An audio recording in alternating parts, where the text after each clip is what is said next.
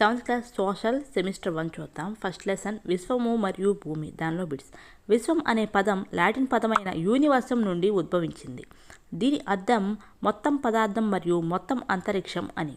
Next, విశ్వం ఆవిర్భావం గురించి మొట్టమొదటగా జార్జిస్ లెమైటర్ అనే బెల్జియం దేశస్థుడు తన బిగ్ బ్యాంగ్ సిద్ధాంతంలో పేర్కొన్నాడు. ఖగోళ శాస్త్రజ్ఞుల ప్రకారం విశ్వంలో గెలాక్సీల సంఖ్య 125 బిలియన్లు. నెక్స్ట్, పాలపుంతగా పిలువబడుతున్న గెలాక్సీలో మన సౌర కుటుంబం కలదు.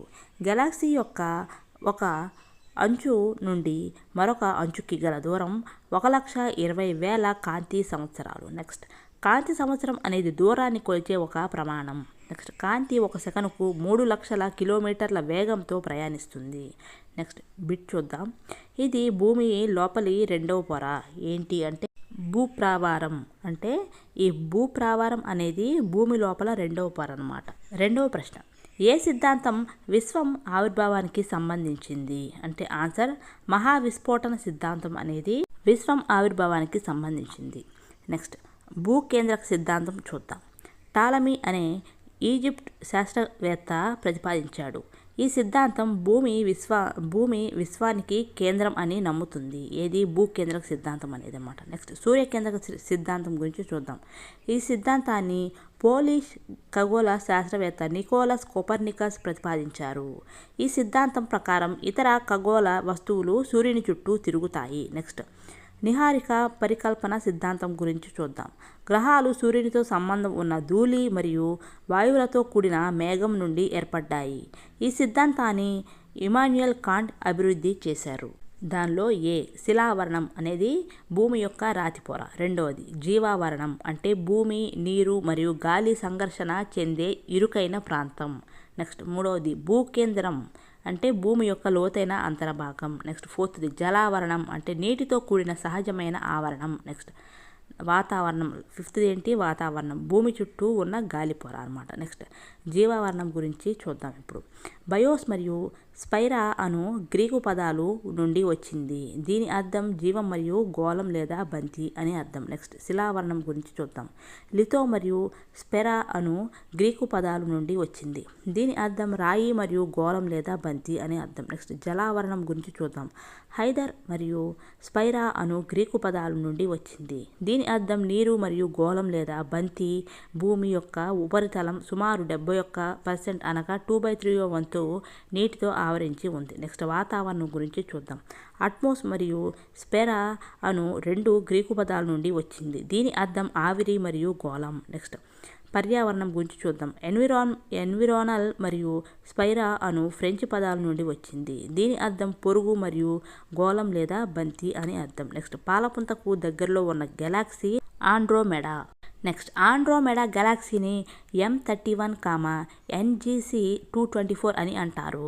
ఇది సర్పిలాకారంలో ఉంటుంది. నెక్స్ట్, విశ్వంలో అతిపెద్ద గెలాక్సీ హైడ్రా. ఇందులో సుమారు 78 నక్షత్ర మండలాలు కలవు. నెక్స్ట్, విర్ల్ఫూల్, పివీల్, సెంటరస్, లియో, ఉర్సా మేజర్ మొదలైన గెలాక్సీలు విశ్వంలో కలవు. నెక్స్ట్, మొదటి శ్రేణి భూస్వరూపాలనేవి 2 ఉన్నాయి. ఒకటి మహాసముద్రాలు, రెండవది ఖండాలు. నెక్స్ట్, రెండవ శ్రేణి భూస్వరూపాలనేవి 3 ఉన్నాయి. అవేంటి మైదాన ప్రాంతాలు, పీఠభూములు, పర్వతాలు. నెక్స్ట్, 3 శ్రేణి భూస్వరూపాలు ఉన్నాయి. అవి ఒకటి VU ఆకారపు లోయలు, రెండవది గార్జెస్ అండ్ అగాధ ధరులు, మూడవది జలపాతాలు, వరద మైదానాలు, నాలుగవది ఆక్స్బౌ సరస్సులు, డెల్టాలు, ఐదవది మెరైన్లు, అఖాతాలు, అగ్రములు, సిక్స్త్ది బీచు, సముద్రపు తోరణాలు. నెక్స్ట్, సెవెంత్ది బురుగువు, పుట్టగొడుగు రాళ్ళు, ఎయిత్ది ఇన్సెల్బర్గ్ లోయస్ మైదానాలు. నెక్స్ట్, తొమ్మిదవది ఇసుక దిబ్బలు. నెక్స్ట్, వస్తువులు సంబంధిత ఖనిజాలు ఏంటో చూద్దాం. ఫస్ట్, సీలు పాత్రలు అనేవి ఇనుము ప్లస్ కార్బన్. నెక్స్ట్ది మోటార్ వాహనాలు కేబుల్స్ అనేవి ఇనుము ప్లస్ క్రోమియం ప్లస్ నికెల్ అనమాట. నెక్స్ట్, విద్యుత్ పరికరాలు ఫ్యూజులు అనేవి నిక్రోమ్. నెక్స్ట్, వంట పాత్రలు గరిటెలు అనేది జర్మన్ సిల్వర్. దానిలో రాగి ప్లస్ జింక్ ప్లస్ నికెల్ ఉంటాయి కాబట్టి అది జర్మన్ సిల్వర్ అవుతుంది. నెక్స్ట్, విగ్రహాలు వంట పాత్రలు నాణేలు అనేవి కంచు అనమాట. కంచులో ఏముంటుంది కాపర్ ప్లస్ తగరం ఉంటుంది. నెక్స్ట్ యంత్ర భాగాలు పాత్రలు అనేది ఇత్తడితో తయారు చేస్తారు. ఇత్తడిలో ఏముంటాయి, రాగి ప్లస్ జింక్ ఉంటుంది అనమాట. నెక్స్ట్ నాణేలు, ఫ్రేములు, విమానాల తయారీ అనేది అల్యూమినియం అంటే బాక్సైట్ అనమాట. నెక్స్ట్ తుపాకులు, బేరింగ్లు అనేది గన్ మెటల్ అంటే గన్ మెటల్లో ఏముంటుంది, రాగి ప్లస్ తగరం ప్లస్ జింక్ అనమాట. నెక్స్ట్ ఆభరణాలు, నగలు అనేవి బంగారం, వెండితో తయారు చేస్తారు. నెక్స్ట్ లోలకంలోని సిద్ధాంతాలను కనుగొన్నది గెలీలియో. నెక్స్ట్ ఇటలీ దేశానికి చెందిన గెలీలియో అన్న మేధావి దూరదర్శినికి మెరుగులు దిద్దారు. నెక్స్ట్ జూన్ 5న విశ్వవ్యాప్తంగా పర్యావరణ దినోత్సవం జరుపుకుంటారు. నెక్స్ట్ ప్రపంచ పర్యావరణ దినోత్సవాన్ని ఐరాస 1972లో ప్రారంభించింది. నెక్స్ట్ ప్రపంచవ్యాప్తంగా ఏప్రిల్ 22న ధరిత్రి దినోత్సవం జరుపుకుంటారు. మొదట ఐరాస 1969 మార్చిలో జాన్ మెక్కాల్లో ప్రారంభించింది. సెనేటర్ నెల్వన్కి వచ్చిన ఆలోచన ప్రతిరూపమే ధరిత్రి దినోత్సవం. నెక్స్ట్ శిలావరణం ప్రయోజనాలు చూద్దాం. వ్యవసాయం మరియు మానవ నివాసాల కోసం మనం ఉపయోగించే ఆవరణం శిలావరణము. నెక్స్ట్ శిలావరణము యొక్క పలుచటి నేలపొర వ్యవసాయ అభివృద్ధికి సహాయపడుతుంది మరియు మనకు ఆహారాన్ని అందిస్తుంది. నెక్స్ట్ శిలావరణము యొక్క రాతి పొర పరిశ్రమలకు ఖనిజాలను అందిస్తూ పారిశ్రామిక అభివృద్ధికి తోడ్పడుతుంది. నెక్స్ట్ ఇది అడవులు మరియు పశువుల మేత కోసం గడ్డి భూములను కూడా అందిస్తుంది. నెక్స్ట్ 1923 మార్చి 22న తొలి ప్రపంచ జల దినోత్సవం జరిగింది. నెక్స్ట్ మొత్తం నీటిలో 97.25% ఉప్పు నీరుగా మహాసముద్రాలలో ఉంది. కేవలం 2.75% మాత్రమే మంచినీరు. ఈ మంచినీటిలో అధిక శాతం 68.7% ధ్రువ ప్రాంతాల్లో మంచు పొరగా ఉంది. నెక్స్ట్ మంచునీటిలో 29.9% భూగర్భ జలంగా ఉంది. నెక్స్ట్ పై కారణాల వల్ల భూమి మీద ఉన్న మొత్తం మంచినీటిలో 0.26% మాత్రమే చెరువులు, ఆనకట్టలు, నదులలో ఉంది. మనకు అందుబాటులో ఉన్న నీళ్లు ఇవే. నెక్స్ట్ ప్రతి సంవత్సరం సెప్టెంబర్ 16ను ప్రపంచ ఓజోన్ దినోత్సవంగా జరుపుతున్నారు. నెక్స్ట్ ఆలోచించండి, ప్రతిస్పందించండి, ఇవి చేద్దాం, ఉపాధ్యాయుని అడిగి తెలుసుకోండి, అంతర్జాలంలో అన్వేషించండి. నెక్స్ట్ బుధుడు అనేది గ్రహం సూర్యుడికి అతి దగ్గరగా గల గ్రహం. అతి చిన్న గ్రహం, వేగంగా తిరిగే గ్రహం కూడా బుధుడే. నెక్స్ట్ అత్యంత వేడి గల రెండవ గ్రహం బుధుడు. నెక్స్ట్ శుక్రుడు గురించి చూద్దాం. భూమికి అతి దగ్గరగా గల గ్రహం శుక్రుడు. అత్యంత ప్రకాశవంతమైన గ్రహం కూడా శుక్రుడే. నెక్స్ట్ భూమి కవల గ్రహం శుక్రుడు. నెక్స్ట్ భూమి గురించి చూద్దాం. జీవం కలిగిన ఏకైక గ్రహం భూమి. జలయుత గ్రహం కూడా అంటే బ్లూ ప్లానెట్ కూడా భూమి. నెక్స్ట్ సూర్యుని నుండి 3వ గ్రహం భూమి. నెక్స్ట్ ఉపగ్రహాల సంఖ్య 1. భూమికి ఉపగ్రహాల సంఖ్య ఎన్ని అంటే 1 అనమాట. నెక్స్ట్ అంగారకుడు గురించి చూద్దాం. రెడ్ ప్లానెట్ అంటారు అరుణ గ్రహం అంగారకుడు. నెక్స్ట్ అంగారక గ్రహం పైకి MAM ప్రయోగం చేసింది భారత్. నెక్స్ట్ ఉపగ్రహాల సంఖ్య 2. అంగారకుడికి ఉపగ్రహాల సంఖ్య ఎన్ని 2. నెక్స్ట్ బృహస్పతి గురించి చూద్దాం. అతిపెద్ద గ్రహం ఏంటి బృహస్పతి. అత్యల్ప భ్రమణ కాలం కలిగిన గ్రహం ఏంటి బృహస్పతి. నెక్స్ట్ నక్షత్ర గ్రహం అంటారు దేన్ని బృహస్పతిని. నెక్స్ట్ ఉపగ్రహాల సంఖ్య 79. బృహస్పతికి ఉపగ్రహాల సంఖ్య 79. నెక్స్ట్ శని చూద్దాం. శని ఉపగ్రహాల సంఖ్య 82. శనికి ఉపగ్రహాల సంఖ్య ఎన్ని 82. అందమైన వలయాలు గల గ్రహం శని. అత్యల్ప సాంద్రత గల గ్రహం శని. నెక్స్ట్ ఇంద్రుడు గురించి చూద్దాం. ఇంద్రుడికి ఉపగ్రహాల సంఖ్య 27. పరిమాణంలో 3వ పెద్ద గ్రహం ఇంద్రుడు. శుక్రుడు లాగే తూర్పు నుండి పడమర వరకు తిరుగుతుంది ఏది ఇంద్రుడు. నెక్స్ట్ మీథేన్ ఎక్కువగా ఉంటుంది దేనిలో ఇంద్రుడు గ్రహంలో మీథేన్ ఎక్కువగా ఉంటుంది. నెక్స్ట్ వరుణుడు నెప్ట్యూన్ గురించి చూద్దాం. ఉపగ్రహాల సంఖ్య 14. వరుణుడికి ఉపగ్రహాల సంఖ్య 14. అతి శీతల గ్రహం వరుణుడు నెప్ట్యూన్. నెక్స్ట్ సూర్యుని నుండి దూరంగా గల గ్రహం నెప్ట్యూన్. నెక్స్ట్ పరిభ్రమణ కాలం అత్యధికం. నెప్ట్యూన్కి పరిభ్రమణ కాలం అనేది అత్యధికం అన్నమాట. నెక్స్ట్ ఆర్యభట్ట 476 to 650 గురించి చూద్దాం. గుప్తుల కాలం నాటి ప్రముఖ ఖగోళ శాస్త్రవేత్త ఆర్యభట్ట. గణితం, ఖగోళ శాస్త్రంలో అనేక ఆవిష్కరణలు చేశారు ఈ ఆర్యభట్ట. నెక్స్ట్ ఆర్యభట్టీయం అనే గ్రంథాన్ని రచించారు. సున్నాను ఆవిష్కరించి ప్రపంచవ్యాప్తంగా భారతీయ గణిత ఖ్యాతిని తెలియజేశారు ఈ ఆర్యభట్ట. పై విలువను గట్టగలిగారు. ఎవరు? ఆర్యభట్ట. నెక్స్ట్ గ్రహాల సంఖ్యను, సూర్యచంద్ర గ్రహణాలను గురించి నేటి పరికల్పనలకు దగ్గరగా వీరి ఆలోచనలు ఉన్నాయి. సూర్యచంద్ర గ్రహణాలకు కారణం ఛాయలేనని నాడే తెలియజేశాడు. ఎవరు? ఆర్యభట్ట. నెక్స్ట్ భూమి ఆకారం, భూచలనాలను గురించి ఖచ్చితంగా వివరించారు ఈ ఆర్యభట్ట. నెక్స్ట్ వీరి గొప్ప ప్రతిభకు గౌరవంగానే మన భారతదేశ మొట్టమొదటి ఉపగ్రహానికి ఆర్యభట్ట అని పేరు పెట్టారు. నెక్స్ట్ సుబ్రహ్మణ్య చంద్రశేఖర్ 1910 to 1995 గురించి చూద్దాం. భారతదేశానికి నోబెల్ బహుమతిని తీసుకువచ్చిన ప్రముఖ శాస్త్రవేత్త ఈ సుబ్రహ్మణ్య చంద్రశేఖర్. వీరు 1910 అక్టోబర్ 10లో పంజాబ్లో జన్మించారు. 1922లో చెన్నైకు మారారు. సివి రామన్ గారికి వీరు మనమడు. అంతరిక్ష భౌతిక శాస్త్రంలో ఆసక్తి ఉండడం వలన దానిలో పరిశోధనలు చేపట్టారు. నక్షత్రాల పరిణామ దశల గురించి, అంటే పుట్టుక, పెరుగుట, రాలిపోవడం గురించి వీరు చేసిన ఆవిష్కరణలకు గాను 1983 సంవత్సరంలో నోబెల్ బహుమతిని ప్రదానం చేశారు. నెక్స్ట్ ఉపాధ్యాయుడిని అడిగి తెలుసుకోండి. దానిలో ప్లూటో సౌర వ్యవస్థ నుండి ఎందుకు తొలగించబడింది అంటే దానిలో తక్కువ ద్రవ్యరాశి కలిగి ఉండటం, ప్లూటో కన్నా ఎక్కువ ద్రవ్యరాశి గల అంటే పెద్ద మరో గ్రహం ఎరిసెను కనుగొనటం. నెక్స్ట్ IAU అంటే ఇంటర్నేషనల్ ఆస్ట్రోనామికల్ యూనియన్ గ్రహానికి ఉండవలసిన లక్షణాలను నిర్వచించారు. ఆగస్టు 2006లో వీరి ప్రకారం గ్రహానికి ఉండవలసిన లక్షణాలు ఏంటి అంటే ఏ. ఖగోళ వస్తువు సూర్యుని చుట్టూ తిరుగుతుండాలి. బి. గుండ్రంగా ఉండాలి. సి. తన కక్షలో ఏ ఇతర వస్తువులు ఉండరాదు అంటే గురుత్వాకర్షణ శక్తి ఉండాలి. దీని ప్రకారం ప్లూటోకి తక్కువ ద్రవ్యరాశి మరియు గురుత్వాకర్షణ శక్తి ఉండటం వలన గ్రహంగా తొలగించి డ్వార్ఫ్ గ్రహంగా పరిగణిస్తున్నారు. నెక్స్ట్ వాతావరణం యొక్క పొరలు చూద్దాం. దానిలో ఫస్ట్ది టోపో ఆవరణం, రెండవది స్ట్రాటో ఆవరణం, మూడో మెసో ఆవరణం, 4 థర్మో ఆవరణం, 5th ఎక్సో ఆవరణం. అదనపు సమాచారం ఏంటంటే పీడన మండలాలు చూద్దాం. 1 భూమధ్య రేఖ అల్పపీడన ప్రాంతం, రెండవది ఉప ఆయన రేఖ అధిక పీడన ప్రాంతం, మూడవది ఉపధ్రువ అల్పపీడన ప్రాంతం, 4 ధ్రువ ఆయన రేఖ అధిక పీడన ప్రాంతం. నెక్స్ట్ పవనాలు, ప్రపంచ పవనాలు ఏంటో చూద్దాం. 1 వ్యాపార పవనాలు, 2 పశ్చిమ పవనాలు, మూడవది ధ్రువ పవనాలు. నెక్స్ట్ ఋతుపవనాల గురించి చూద్దాం. కాలాన్ని బట్టి వీచే పవనాలు ఋతుపవనాలు. నెక్స్ట్ స్థానిక పవనాలు చూద్దాం. చినుక్, ఫోన్, లూ, సైమోన్, ఎమో, నార్వెస్టర్లు, మిస్ట్రాల్, ప్యూనా, పాంపెనో ఇవన్నీ స్థానిక పవనాలు. నెక్స్ట్ సెకండ్ లెసన్ అడవుల గురించి చూద్దాం.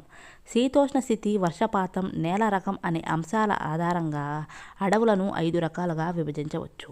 1 సతతహరిత అరణ్యాలు, 2 ఆకురాల్చు అడవులు, 3 ముళ్ళ అడవులు, 4 మాడ అడవులు, 5 పర్వత ప్రాంత అడవులు. దానిలో ఫస్ట్ది సతతహరిత అరణ్యాల గురించి చూద్దాం. అధిక సాంవత్సరిక వర్షపాతం మరియు ఉష్ణోగ్రత ఉన్న ప్రాంతాల్లో ఈ అరణ్యాలు పెరుగుతాయి. నెక్స్ట్ ఇక్కడి వృక్షాలు చాలా పొడవుగా ఉండి విశాల పత్రాలను కలిగి ఉంటాయి. నెక్స్ట్ ఈ రకమైన వాతావరణ పరిస్థితుల వలన కొమ్మలు విస్తరించబడి గొడుగులాగా కనిపిస్తాయి. ఈ అడవులు ఏడాది పొడవునా పచ్చగా ఉండటం వలన వీటిని సతతహరిత అరణ్యాలు అని పిలుస్తారు.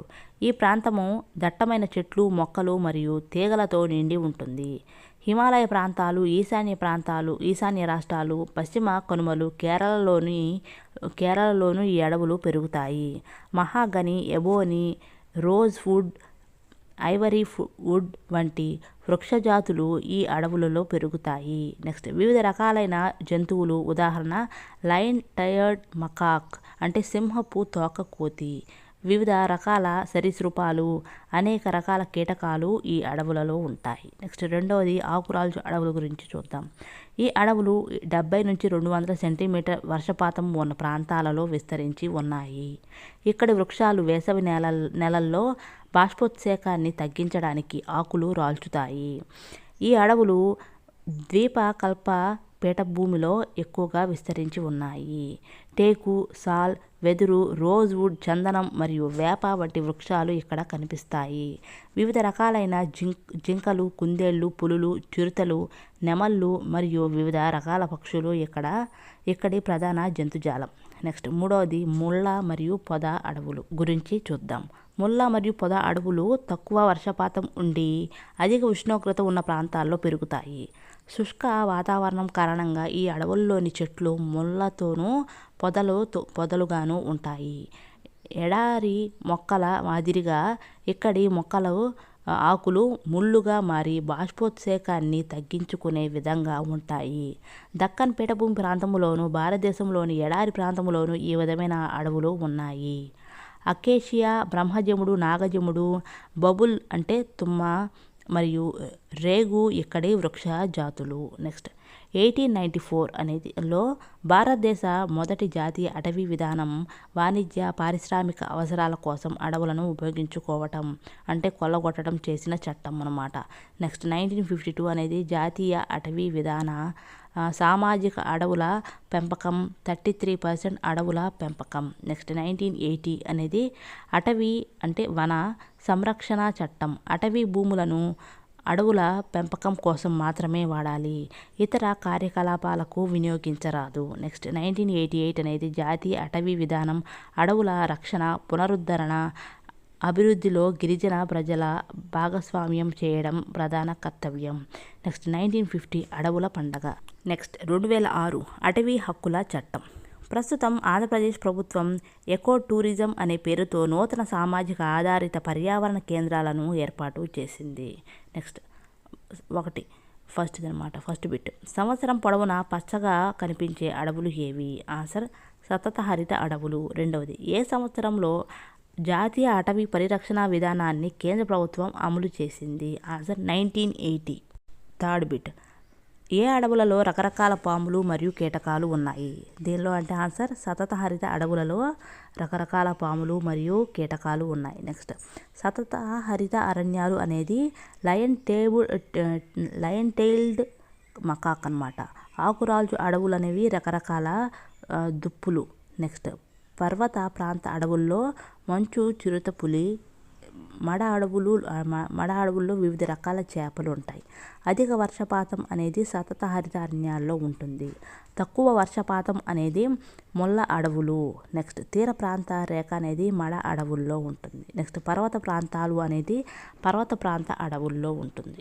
నెక్స్ట్ ఆంధ్రప్రదేశ్లో అతిపెద్ద కొండలు ఏది? నల్లమల కొండలు. రెండవది సతత హరిత అరణ్యాల్లో వృక్షజాలం అనేది రోజ్వుడ్. నెక్స్ట్ వీటిని సెల్వాలు అంటారు. వీటిని సతత హరిత అరణ్యాలను సెల్వాలు అంటారు. నెక్స్ట్ అటవీ ఉత్పత్తి అనేది చెక్క, రోజ్వుడ్. నెక్స్ట్ కాగితం తయారీలో ముడిసరుకు ఏది? వెదురు. నెక్స్ట్ తమిళనాడులోని కొండలేంది? నీలగిరి కొండలు. నెక్స్ట్ తీర ప్రాంతాల్లోని అడవులేంది? మడ అడవులు. నెక్స్ట్ ఆకురాల్చు అడవుల్లోని వృక్షజాలం ఏంటి? వేప. నెక్స్ట్ శీతోష్ణ స్థితి ప్రాంతం మరియు ముఖ్య దేశాలు ఏంటో చూద్దాం. దానిలో ఫస్ట్ది భూమధ్య రేఖ లేదా ఉష్ణమండల ప్రాంతం గురించి చూద్దాం. Brazil, Bolivia, Peru, Colombia, Venezuela, Guyana, Congo, Zaire, Liberia, Ivory Coast, CAR, Gabon, Singapore, Sri Lanka, Indonesia, Philippines, Brunei, Malaysia మొదలైనవన్నీ భూమధ్య రేఖ లేదా ఉష్ణమండల ప్రాంతం అన్నమాట. అధిక ఉష్ణోగ్రత కలిగి ఉంటాయి, అధిక అవపాతాన్ని కలిగి ఉంటాయి. నెక్స్ట్ సవర్ణాల గురించి చూద్దాం. నెక్స్ట్ సవర్ణాలు అంటే ఏంటి? క్యూబా, జమైకా, పశ్చిమ ఇండీస్, హవాయి ద్వీపాలు, నైజీరియా, సెనగల్, గినియా, మాలి, నైజర్, చాడ్, సుడాన్, ఘనా, టాగో, అంగాలా ఇవన్నీ కూడా సవర్ణాలు అన్నమాట. ఈ సవర్ణాలలో అధిక ఉష్ణోగ్రత కలిగి ఉంటాయి, అధిక అవపాతాన్ని కలిగి ఉంటాయి. నెక్స్ట్ ఎడారి ప్రాంతాల గురించి చూద్దాం. Mauritania, Mali, Niger, Chad, Sudan, Morocco, Algeria, Libya, Egypt, Ethiopia, Somalia, Australia, Mexico, USA, Saudi Arabia, Iran, Iraq, Israel, UAE, Kuwait, భారతదేశం, ఆఫ్ఘనిస్తాన్ ఇవన్నీ ఎడారి ప్రాంతాలు. నెక్స్ట్ మధ్యధరా శీతోష్ణ స్థితి ప్రాంతాల గురించి చూద్దాం. Portugal, Spain, France, Monaco, Italy, Croatia, Greece, Albania, Ukraine, Turkey, Syria, Lebanon, Israel, Tunisia, Algeria, Morocco, Sicily, America, Chile మొదలైనవన్నీ మధ్యధరా శీతోష్ణ స్థితి ప్రాంతాలు. నెక్స్ట్ స్టెప్పీ శీతోష్ణ స్థితి గురించి చూద్దాం. స్పెయిన్, టర్కీ, అమెరికా, ఆస్ట్రేలియా, వాయువ్య చైనా, ఉక్రెయిన్, అర్జెంటైనా, బోట్స్వానా ఇవన్నీ స్టెప్పీ శీతోష్ణ స్థితి కలిగిన ప్రాంతాలు. నెక్స్ట్ టైగా ప్రాంతం ఏంటంటే అలాస్కా అంటే USA, Canada, Norway, Sweden, Finland, Russia ఇవన్నీ టైగా ప్రాంతం. నెక్స్ట్ టండ్రా శీతోష్ణ స్థితి అనేది ఉత్తర గోళం మాత్రమే, అంటే ఉత్తర అమెరికా, కెనడా, గ్రీన్లాండ్, రష్యా మొదలైనవి టండ్రా శీతోష్ణ స్థితి. నెక్స్ట్ పోడు వ్యవసాయం గురించి చూద్దాం. దీనిని నరుకు కాల్చు పద్ధతి, జూమ్ వ్యవసాయం, విస్థాపన వ్యవసాయం అని కూడా పిలుస్తారు. దీన్ని పోడు వ్యవసాయాన్ని ఏమని పిలుస్తారు? నరుకు కాల్చు పద్ధతి, జూమ్ వ్యవసాయం, విస్థాపన వ్యవసాయం అని కూడా పిలుస్తారు.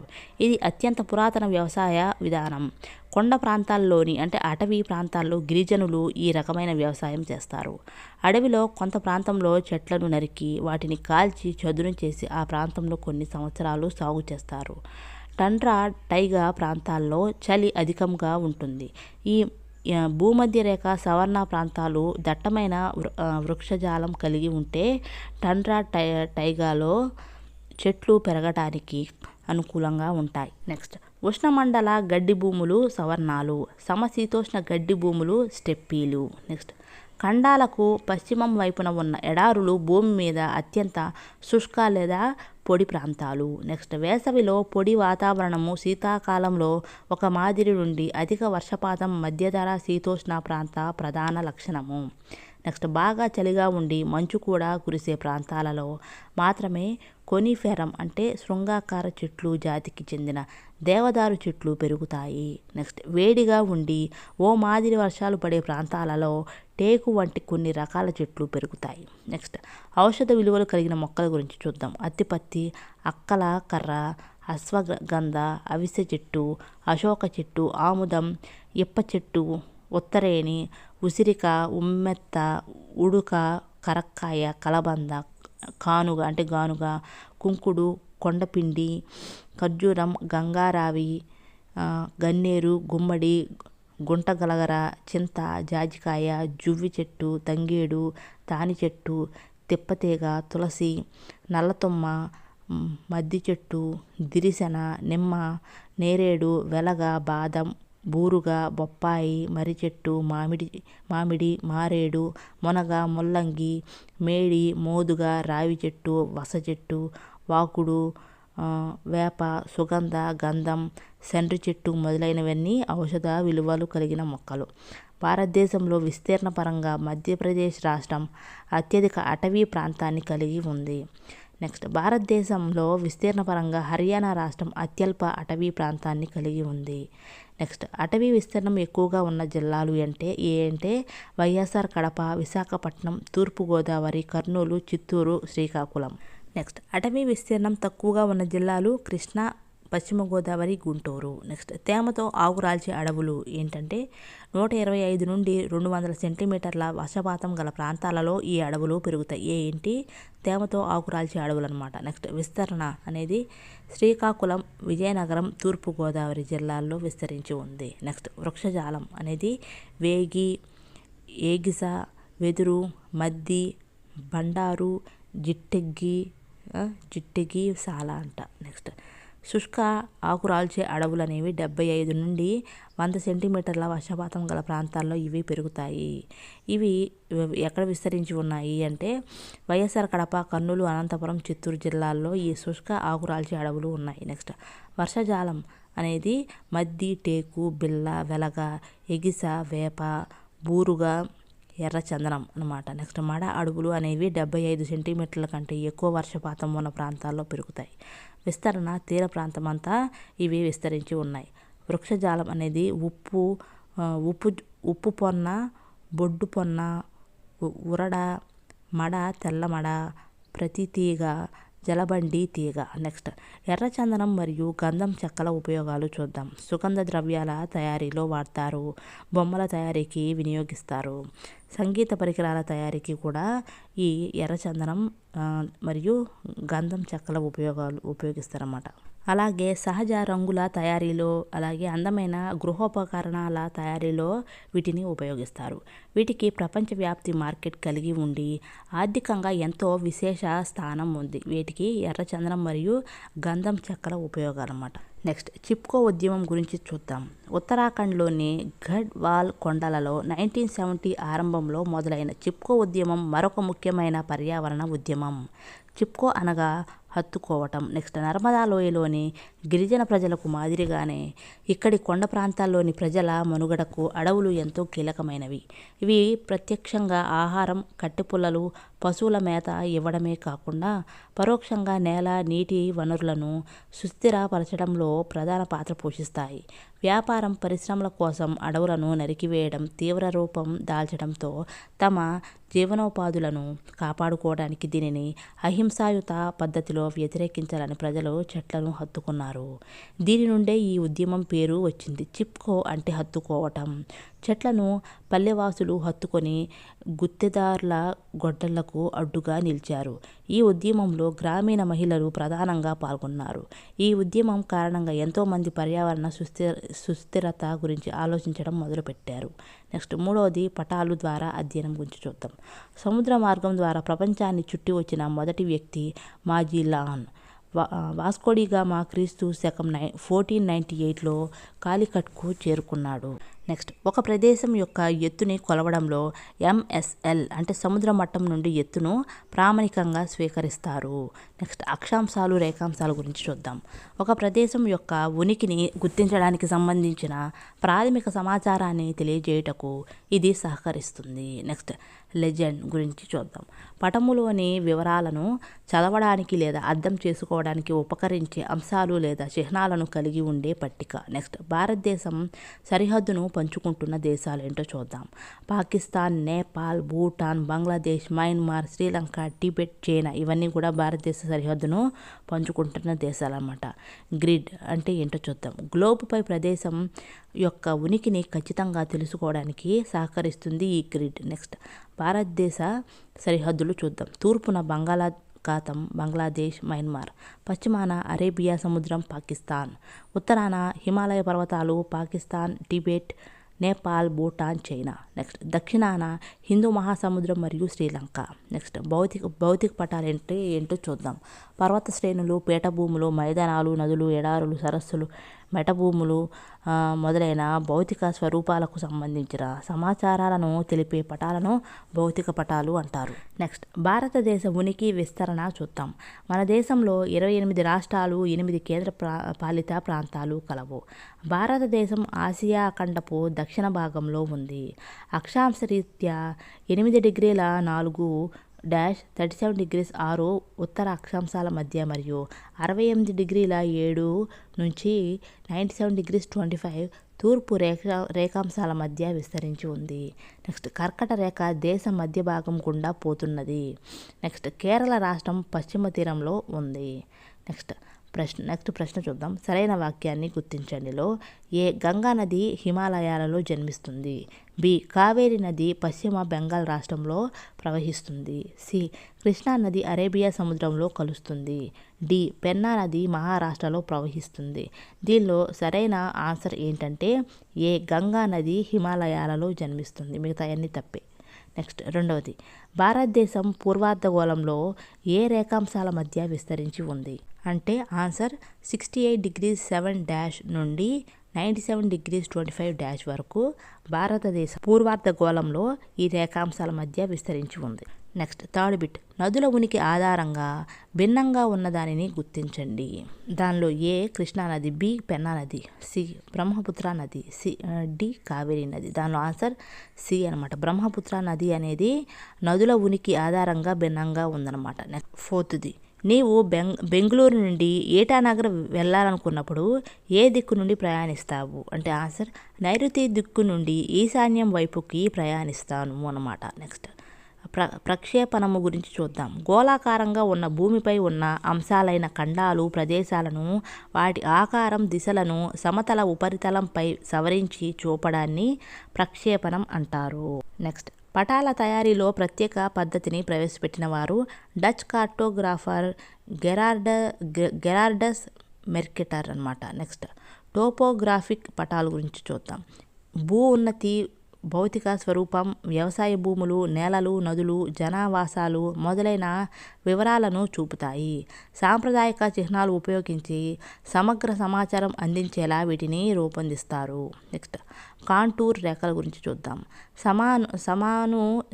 సమాన ఎత్తులో ఉన్న ప్రదేశాలను కలుపుతూ గీసే ఊహారేఖలు కాంటూర్ రేఖలు. ఒక ప్రదేశానికి సంబంధించిన భౌతిక స్వరూపాన్ని తెలుసుకోవడానికి ఇవి సహకరిస్తాయి. రెండు కాంటూర్ రేఖల మధ్య దూరం ఎత్తుల మధ్య వ్యత్యాసాన్ని తెలుపుతుంది. కాంటూర్ రేఖలు దగ్గరగా ఉంటే ప్రదేశం యొక్క వాలు తక్కువగా ఉంటుంది, దూరంగా ఉంటే వాలు ఎక్కువగా ఉంటుంది. నెక్స్ట్, 1 రాజకీయ పటాలు. రాజకీయ పటాలు అంటే ఏంటో చూద్దాం. ఒక ప్రదేశం యొక్క పాలనా పద్ధతిని, పొరుగు దేశాలను, సరిహద్దులను, దేశాలు, రాష్ట్రాలు, జిల్లాలు, గ్రామాలు, రాజధానులను తెలియజేస్తాయి ఈ రాజకీయ పటాలు. రెండవది భౌతిక పటాలు. ఈ భౌతిక పటాలు అనేది వివిధ భూస్వరూపాలను, మైదానాలు, పీఠభూములు, పర్వతాలు మొదలైన నిర్దిష్ట రంగులు, ఎత్తు పల్లములతో సూచిస్తారు. నెక్స్ట్, మూడవది విషయ నిర్దేశిత పటాలు అనేది ఏదేని ప్రత్యేక లేదా నిర్దిష్ట అంశము లేదా విషయాలను తెలుపును. ఈ విషయ నిర్దేశిత పటాలు ఉదాహరణ మృతికలు చూపే పటం, జనాభా వివరాలు, ఖనిజ వనరులు, జనసాంద్రత మొదలగు వాటిని చూపే పటం ఈ విషయ నిర్దేశిత పటాలు. నెక్స్ట్, 4వది చారిత్రక పటాలు. గడిచిపోయిన కాలం యొక్క వివరాలను చూపిస్తాయి ఈ చారిత్రక పటాలు. ఎగ్జాంపుల్, అశోకుని శాసనాలు గల ప్రదేశాలు. నెక్స్ట్, రాష్ట్రాలు, రాజధానులు చూద్దాం. ఆంధ్రప్రదేశ్ అమరావతి. 2 ఒడిశా భువనేశ్వర్. 3 పశ్చిమ Bengal Kolkata. 4 Jharkhand Ranchi. Next, Bihar Patna. 5 Uttar Pradesh Lucknow. Next, Uttarakhand Dehradun. Next, Himachal Pradesh Shimla. Next, Punjab Chandigarh. Next, Haryana Chandigarh. Next, Rajasthan Jaipur. Next, Gujarat Gandhinagar. Next, Maharashtra Mumbai. Next, Madhya Pradesh Bhopal. Next, Chhattisgarh Raipur. Next, Karnataka Bengaluru. Next, Telangana Hyderabad. Next, Kerala Thiruvananthapuram. Next, Tamil Nadu Chennai. Next, Goa Panaji. Next, Sikkim Gangtok. Next, Arunachal Pradesh Itanagar. Next, Assam Dispur. Next, Meghalaya Shillong. Next, Nagaland Kohima. Next, Manipur Imphal. Next, Mizoram Aizawl. Next, Tripura Agartala.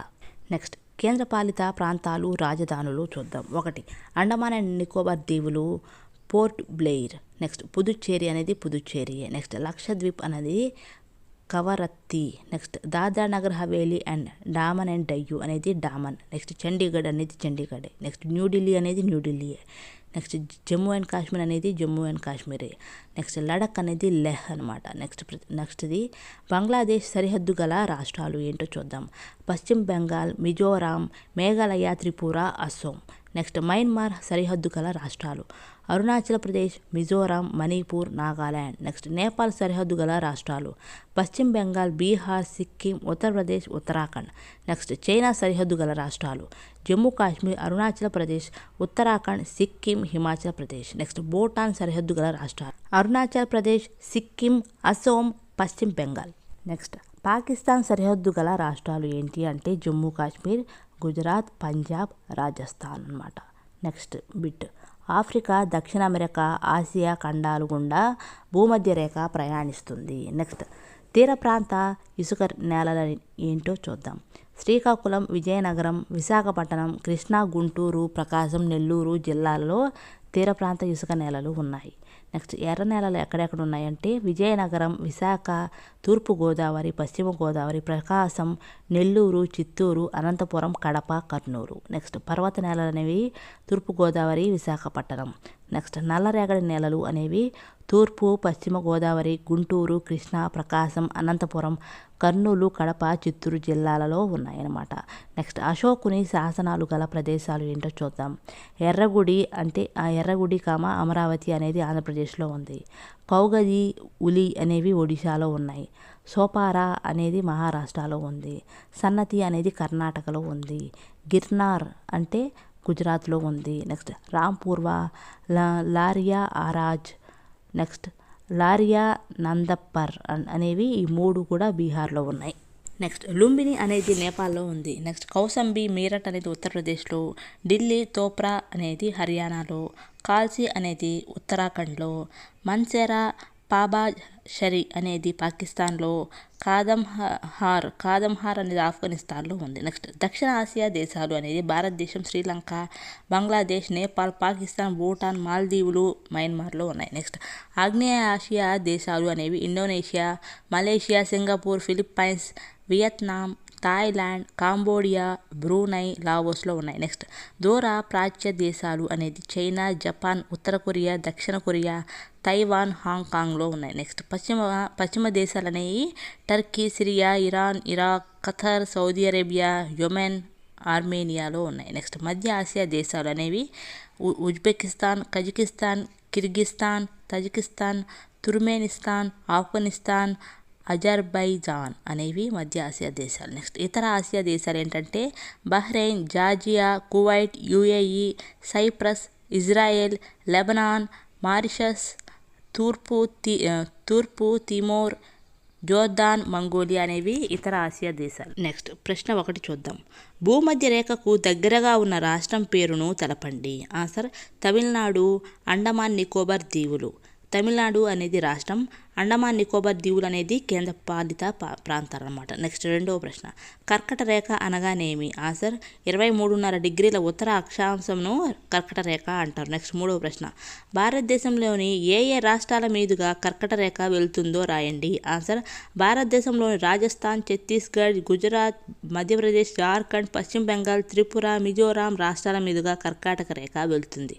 Next ప్రశ్న 4 చూద్దాం. పశ్చిమ కనుమలలో పుట్టి తూర్పుగా ప్రవహిస్తూ బంగాళాఖాతంలో కలుస్తున్న నదులు ఏంటి అంటే ఆన్సర్ గోదావరి, కృష్ణ, కావేరి, తుంగభద్ర, పెన్నా, ఘటప్రభ, మాలప్రభ, భీమా, వైగై, తామ్రపరిణి, పెరియార్ మొదలైనవి అనమాట. నెక్స్ట్ బంగాళాఖాతంలో కలిసే నదులు ఏంటి అంటే గంగా, బ్రహ్మపుత్ర, గోదావరి, కృష్ణానది, పెన్నా నది, లాంగుల్య నది, వంశధార, మహానది, కావేరి నది మొదలైనవి. నెక్స్ట్ అరేబియా సముద్రంలో కలిసే నదులు ఏంటి అంటే సింధు నది, నర్మదా నది, తపతి నది, సబర్మతి, దాన్ని గిరికర్ణిక అంటారు. నెక్స్ట్ శరావతి, మహానది మొదలైనవి. నెక్స్ట్ ఆంధ్రప్రదేశ్ భూస్వరూపాలు ఏంటి? 1 తూర్పు కనుమలు, దానిలో వెలికొండ, నల్లమల, శేషాచలం, పెనుకొండ, యారాడ మొదలైన కొండలు అనేవి తూర్పు కనుమలు.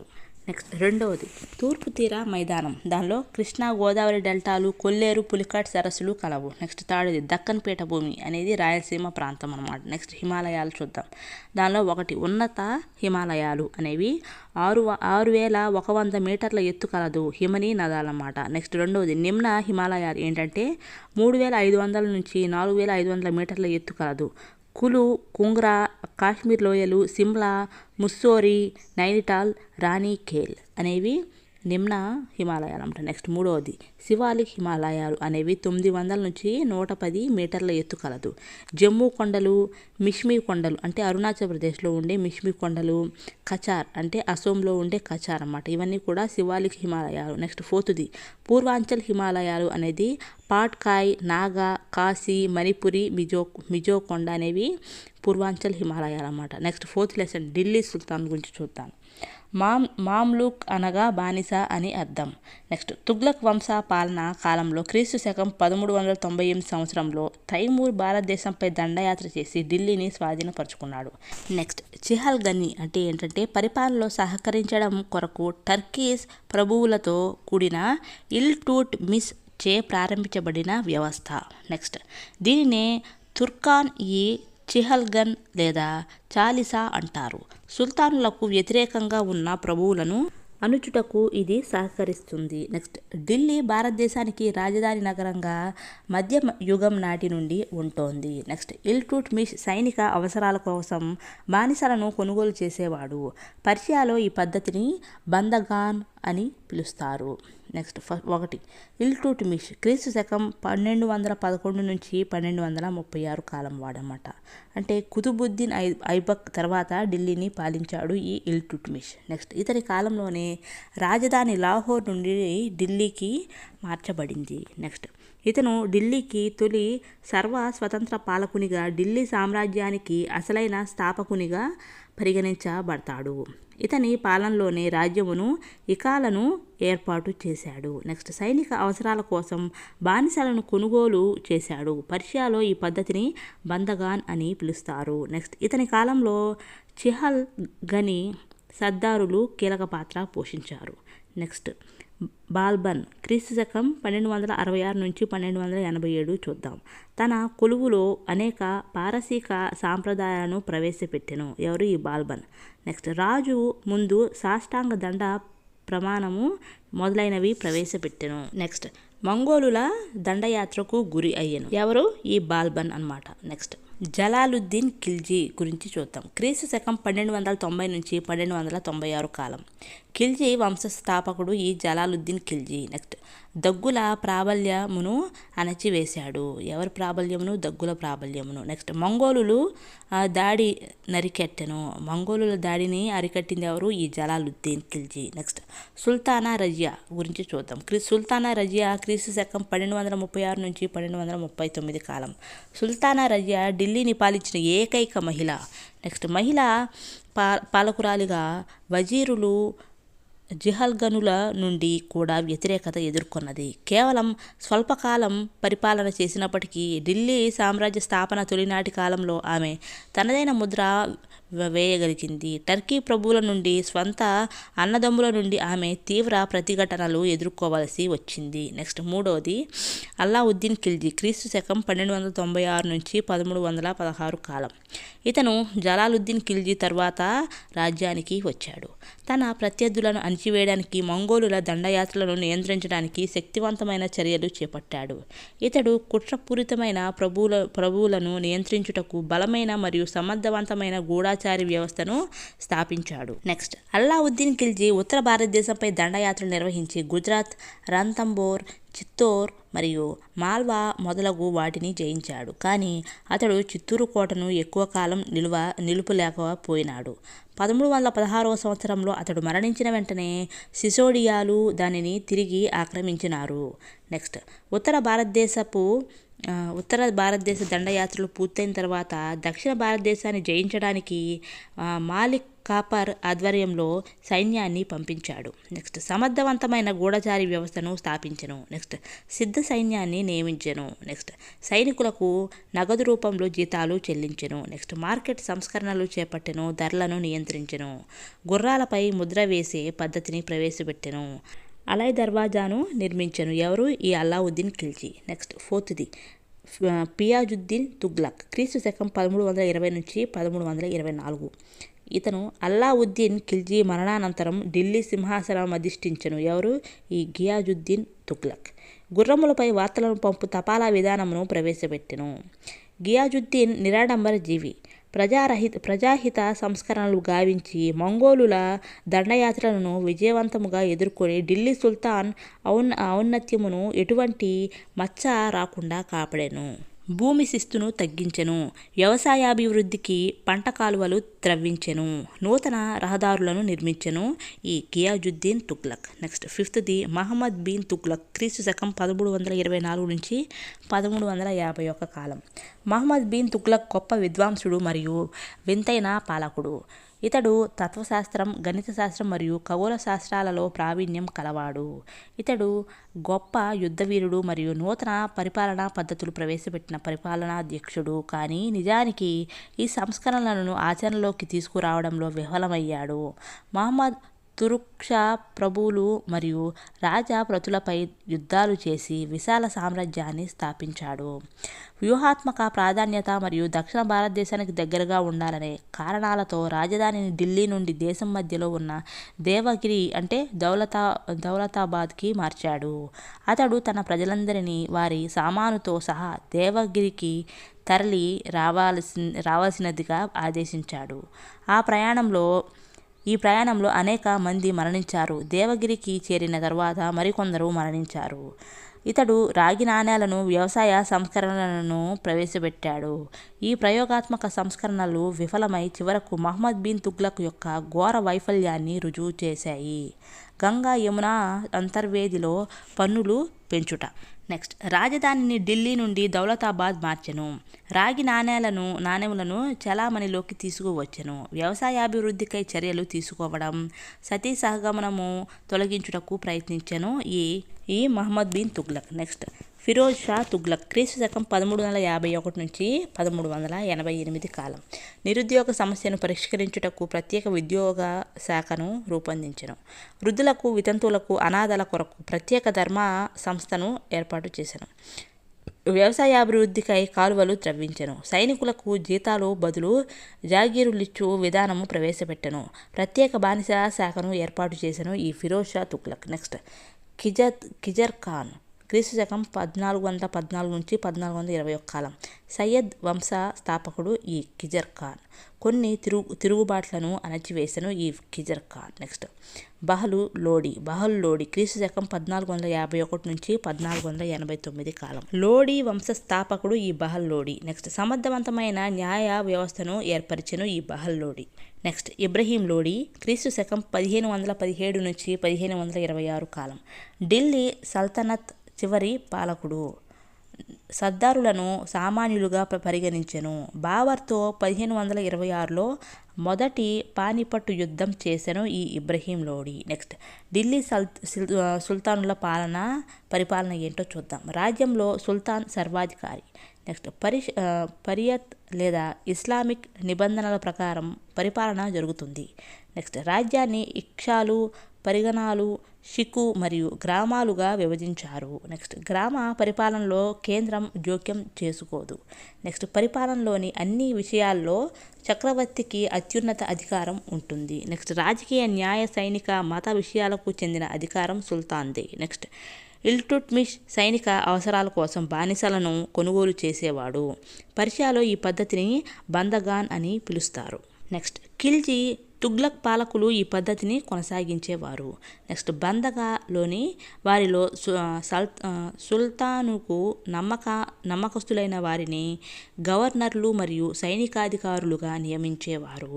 ఇల్టుట్మిష్ కాలంలో చిహల్గని సర్దారులు కీలక పాత్ర పోషించారు. నెక్స్ట్ ఇకా పద్ధతి ఏంటో చూద్దాం. ఢిల్లీ సుల్తానులు తమ రాజ్యాన్ని ఇక్తాలుగా విభజించి సైనికాధికారులను నియమించారు. వీరిని ఇకాదార్లు లేదా ముక్తిలు అని అంటారు. వీరు తమ ఇక్తాలలో శాంతి భద్రతలు కాపాడడంతో పాటుగా సుల్తానుకు సైనిక, రెవెన్యూ సేవలు అందించేవారు. నెక్స్ట్ ఇకాల నుండి వసూలు చేసిన రెవెన్యూ ఆదాయమును పరిపాలన అవసరాలు, సైన్యం నిర్వహణ వాటికి వినియోగించేవారు. నెక్స్ట్ ఇకాదార్ పదవి వారసత్వముగా ఉండేది కాదు. పైగా వారికి తరచుగా ఒక ఇక్తా నుండి మరొక చోటికి బదిలీ ఉండేది. నెక్స్ట్ ఢిల్లీ సుల్తానులు కాలం నాటి సామాజిక జీవనం చూద్దాం. విదేశీ ఇస్లామీయులు సమాజంలో ప్రముఖ స్థానంలో ఉంటూ అనేక సదుపాయాలు పొందుతూ పాలనను ప్రభావితము చేయగలిగేవారు. భారతీయ ముస్లింలు బోధకులుగాను, న్యాయాధికారులుగాను, ఇతర వృత్తులు చేసుకుంటూ ద్వితీయ స్థానంలో ఉండేవారు. నెక్స్ట్ ఇతర ప్రజలలో చేతి వృత్తుల వారు, కళాకారులు, వ్యాపారస్తులు, దుకాణదారులు మొదలగువారు శ్రామిక వర్గంగా పరిగణించబడేవారు. విదేశీ ముస్లింలు, స్థానిక ముస్లింలు అనే 2 శాఖలు ఉండేవి. నెక్స్ట్ ఢిల్లీ సుల్తానులు కాలం నాటి ఆర్థిక జీవనం ఏంటో చూద్దాం.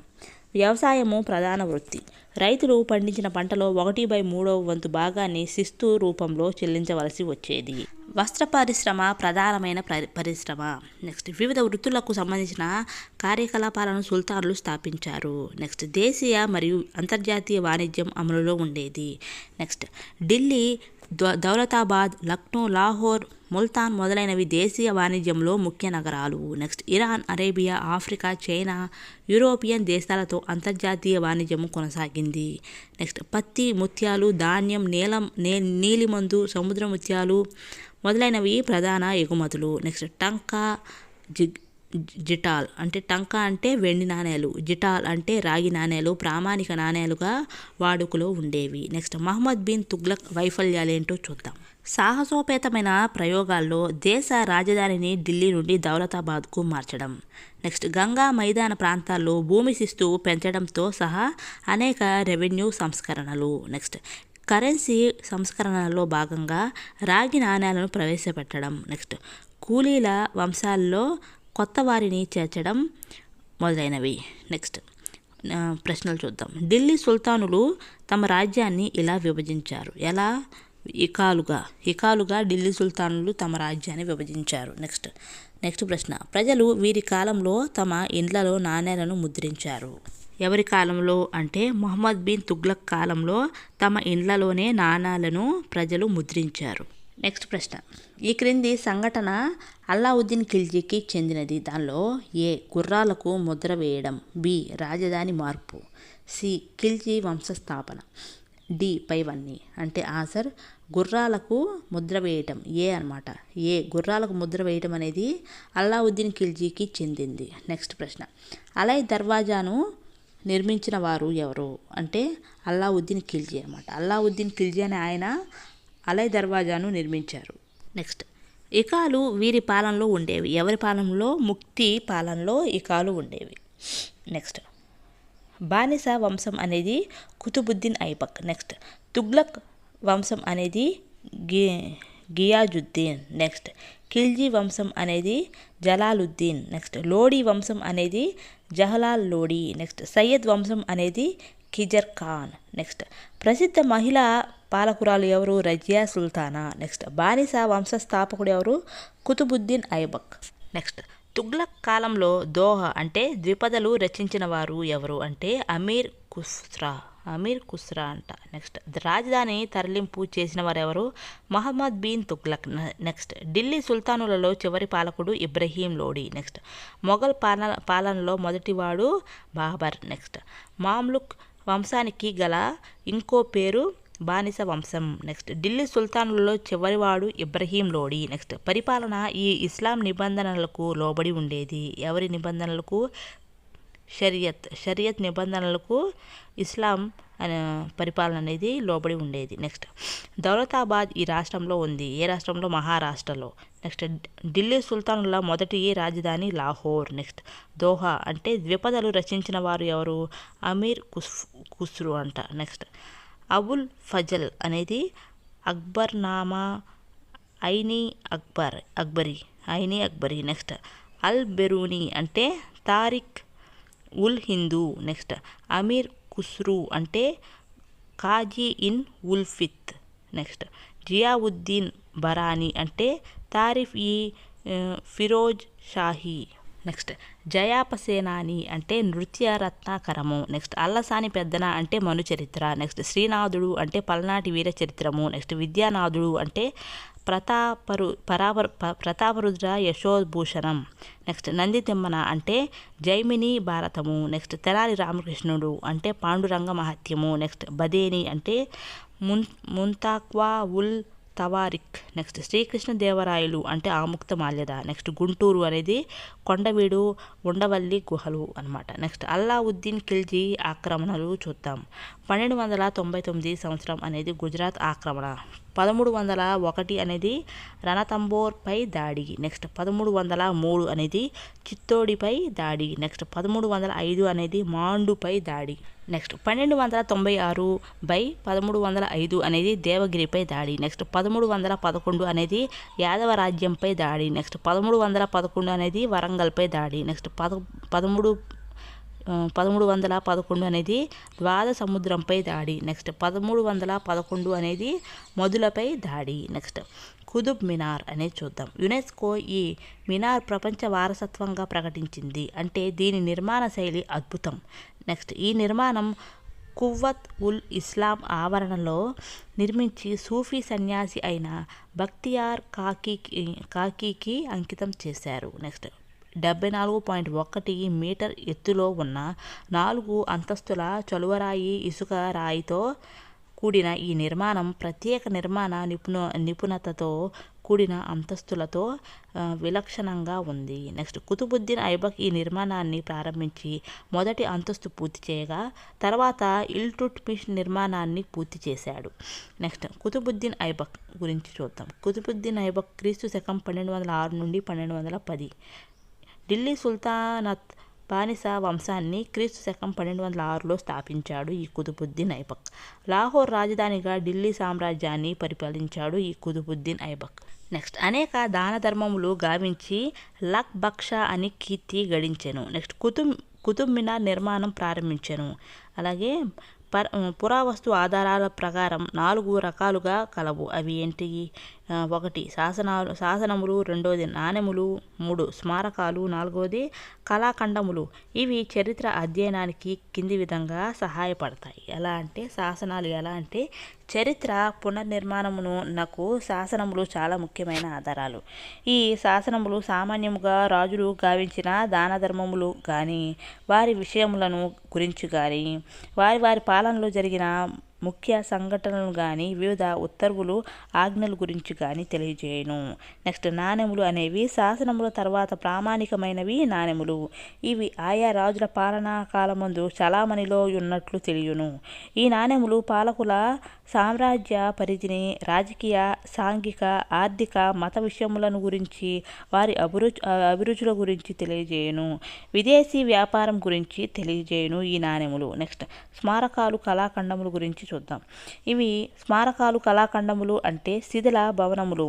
ప్రాచీనులు ఉపయోగించిన సామానులు, పనిముట్లు, కుండపాత్రలు, శిల్పాలు, చిత్రలేఖనము మొదలైనవి. వీటి ద్వారా గతించిన ప్రాచీన భారతదేశ చరిత్రను పునర్నిర్మింపవచ్చును. నెక్స్ట్ రాజధానిని ఢిల్లీ నుండి దౌలతాబాద్ తరలించడానికి గల కారణాలు చూద్దాం. నాటి సువిశాల తుగ్లక్ సామ్రాజ్యానికి రాజధాని అయిన ఢిల్లీ మారుమూలలో కలదు.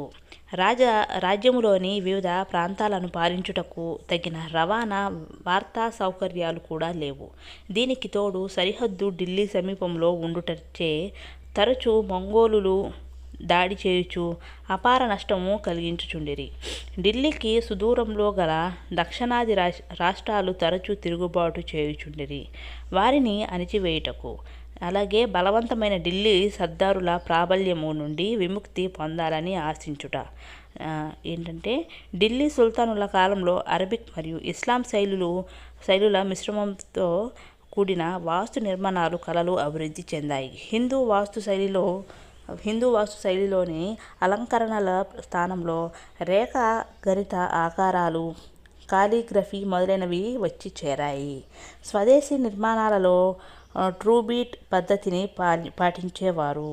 తర్వాత ఆర్క్యూట్ పద్ధతి ప్రవేశపెట్టబడింది. నెక్స్ట్ భవనాల నిర్మాణంలో భారతీయ కళల వారిని, నిపుణులను, శిల్ప కళాకారులను నియమించారు. నెక్స్ట్ ఆ విధంగా ఇండో ఇస్లామిక్ శైలి అనే నవీన శైలి ఆవరించింది. కుతుబ్ మినార్, అలై దర్వాజా, అలై మినార్, తుగ్లకాబాద్, కువ్వత్ ఉల్ ఇస్లాం మసీద్ ఈ కాలంలో ప్రసిద్ధి చెందిన నిర్మాణాలు. నెక్స్ట్ అలై దర్వాజా అంటే ఏంటో చూద్దాం. అల్లావుద్దీన్ ఖిల్జీ దీనిని కువ్వత్ ఉల్ ఇస్లాం మసీదుకు దక్షిణ ద్వారం వలె నిర్మించాడు. దీనిలో మొదటిసారిగా గోపురాలు మరియు తోరణాలు నిర్మించబడ్డాయి. నెక్స్ట్ 5th లెసన్ కాకతీయ రాజ్యం గురించి చూద్దాం. కాకతి అనే దేవతను పూజించడం వలన వీరికి కాకతీయులు అనే పేరు వచ్చింది.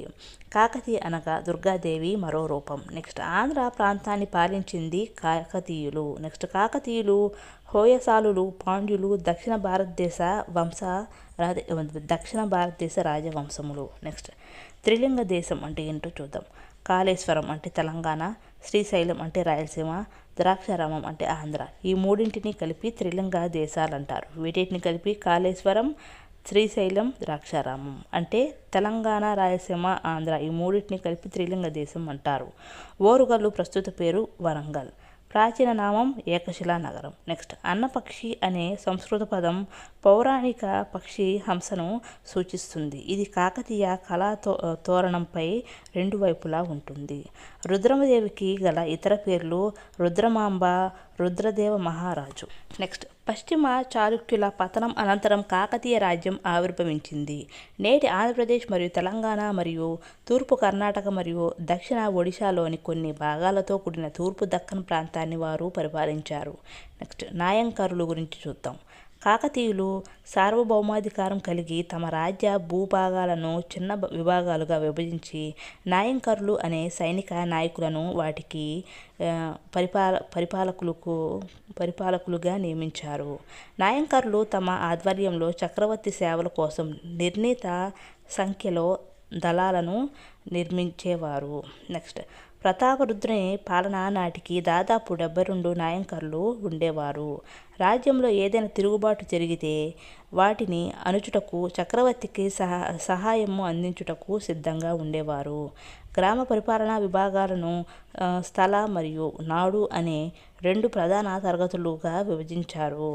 పూర్వం 10 నుండి 60 వరకు గ్రామాల సమూహాన్ని స్థల అంటారు. కొన్ని స్థలాల కలయికతో ఏర్పాటు చేయబడిన ప్రాంతాన్ని నాడు అంటారు. అయ్యంగార్లు అని పిలువబడే గ్రామ అధికారులు గ్రామాల పాలనను పర్యవేక్షించేవారు. నెక్స్ట్, 1000 స్తంభాల గుడి గురించి చూద్దాం. 1000 స్తంభాల ఆలయం మరియు రామప్ప దేవాలయాలు కాకతీయుల కాలం నాటి అద్భుతమైన నిర్మాణాలు. 1000 స్తంభాల ఆలయాన్ని రుద్రేశ్వర ఆలయం అంటారు. దీన్ని 1000 స్తంభాల గుడిని. ఈ 1000 స్తంభాల గుడి అనేది హనుమకొండలో ఉంది. దీనిని రుద్రదేవుడు నిర్మించాడు. ఈ ఆలయం చక్కటి వాస్తుశిల్పం మరియు శిల్పకళలతో నిర్మించబడింది. రాతితో మలచిన ఏనుగులు మరియు డోలరైట్ శిలతో నిర్మించిన ఏకశిలా నంది ఈ ఆలయం యొక్క ప్రధాన ఆకర్షణ. నెక్స్ట్, రామప్ప దేవాలయం గురించి చూద్దాం. వరంగల్ ప్రాంతంలోని పాలంపేట గ్రామానికి సమీపంలో ఉన్న రామప్ప ఆలయం చాలా ప్రసిద్ధి చెందింది. ఇక్కడి దైవము రామలింగేశ్వర స్వామి. రేచర్ల రుద్రుడు ఈ ఆలయాన్ని నిర్మించాడు. ఇతడు గణపతి దేవుని ముఖ్య సైనిక అధికారులలో ఒకడు. ఈ ఆలయంలో విష్ణువు మరియు శివులను ఒకే చోట ఆరాధించడం వలన ప్రసిద్ధి చెందింది. ఈ ఆలయంలో కాకతీయ కళ యొక్క వైభవాన్ని చూడవచ్చు. రామప్ప ఆలయాన్ని ఇటుకలతో నిర్మించారు. ఇది నక్షత్ర ఆకారపు వేదికపై నిర్మించబడింది. ఈ ఆలయ విగ్రహాలు నల్ల గ్రానైట్ రాయితో నిర్మించబడ్డాయి. వాటిపై పువ్వులు, లతలు, ఏనుగులు, గంధర్వులు, నర్తకీమణులు, శిల్పాలు, ఇతిహాస కథలు మొదలైనవి చెక్కబడ్డాయి. వీటిలో యక్షిని, నాగిని శిల్పాలు చాలా ఆకర్షణీయమైనవి. ఇక్కడి నుండి విగ్రహం చాలా అందంగా ఉంటుంది. ఈ ఆలయంలోని కొన్ని శిల్పాలు సప్త స్వరాలను ధ్వనింపజేస్తాయి. జయాప రాసిన నృత్య రత్నావళి ఆలయ శిల్పకళలో ప్రతిబింబించే నృత్య శైలులను వివరిస్తుంది. స్తంభాలపైన చెక్కిన శిల్పాలతో మండప నిర్మాణము, అంతరాలయము మరియు గర్భగుడి నిర్మాణ నమూనాలను అనుసరించారు. ఈ శైలిని త్రికూట పద్ధతి అని కూడా అంటారు. నెక్స్ట్, కాకతీయ పాలకుల వరుస క్రమం చూద్దాం. 2వ ప్రోలరాజు, నెక్స్ట్ రుద్రదేవుడు, నెక్స్ట్ మహాదేవుడు, నెక్స్ట్ గణపతి దేవుడు, నెక్స్ట్ లాస్ట్లో రుద్రమదేవి అనమాట. మార్కోపోలో గురించి చూద్దాం. రుద్రమదేవి పాలనా కాలంలో కాకతీయ సామ్రాజ్యాన్ని సందర్శించిన యూరోపియన్ మార్కోపోలో. ఇతను ఇటలీ దేశం నుండి వచ్చినాడు. రుద్రమదేవి పరిపాలనా సామర్థ్యాన్ని ప్రశంసించినాడు. నెక్స్ట్, కాకతీయ కాలం నాటి ఆర్థిక సామాజిక అంశాలేంటో చూద్దాం. భూమి శిస్తు రాజ్యానికి ప్రధాన ఆదాయ వనరు.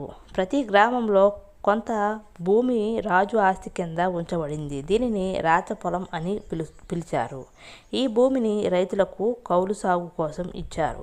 ప్రభుత్వ భూమిని కౌలు ప్రాతిపదికన సాగు చేసిన రైతులు అర్ధసిరి అని పిలువబడ్డారు. పాకాల, లక్కవరం, గణాపురం చెరువులు నిర్మించారు. వాణిజ్య పన్ను, ఇల్లరి అని పిలువబడే గృహ పన్ను, అటవీ ఉత్పత్తులపై పుల్లరి మరియు గొర్రెల మందపై విధించిన అడ్డపట్టు సుంకంతో పాటు చేతి వృత్తుల వారి నుండి వృత్తిపరమైన పన్నులు వసూలు చేశారు. వీరు పన్నుల వసూలు కోసం సుంకాధికారి అని పిలువబడిన అధికారులను నియమించెను. కాకతీయ రాజులు విదేశీ వాణిజ్యానికి చాలా ప్రాముఖ్యతనిచ్చారు. విదేశీ వాణిజ్యాన్ని అభివృద్ధి చేసే ఉద్దేశంతో వారు మోటుపల్లి నౌకాశ్రమాన్ని అభివృద్ధి చేశారు. ఆ కాలంలో ముప్పమాంబ, మైలమాంబ వంటి రాజ కుటుంబానికి చెందిన చాలామంది మహిళా సభ్యులు భూదానములు చేశారు. మధ్యయుగ కాలంలో దక్షిణ భారతదేశంలో 5 ముఖ్యమైన రాజ్యాలు ఆవిర్భవించాయి. అవి 1 కళ్యాణి చాళుక్యులు.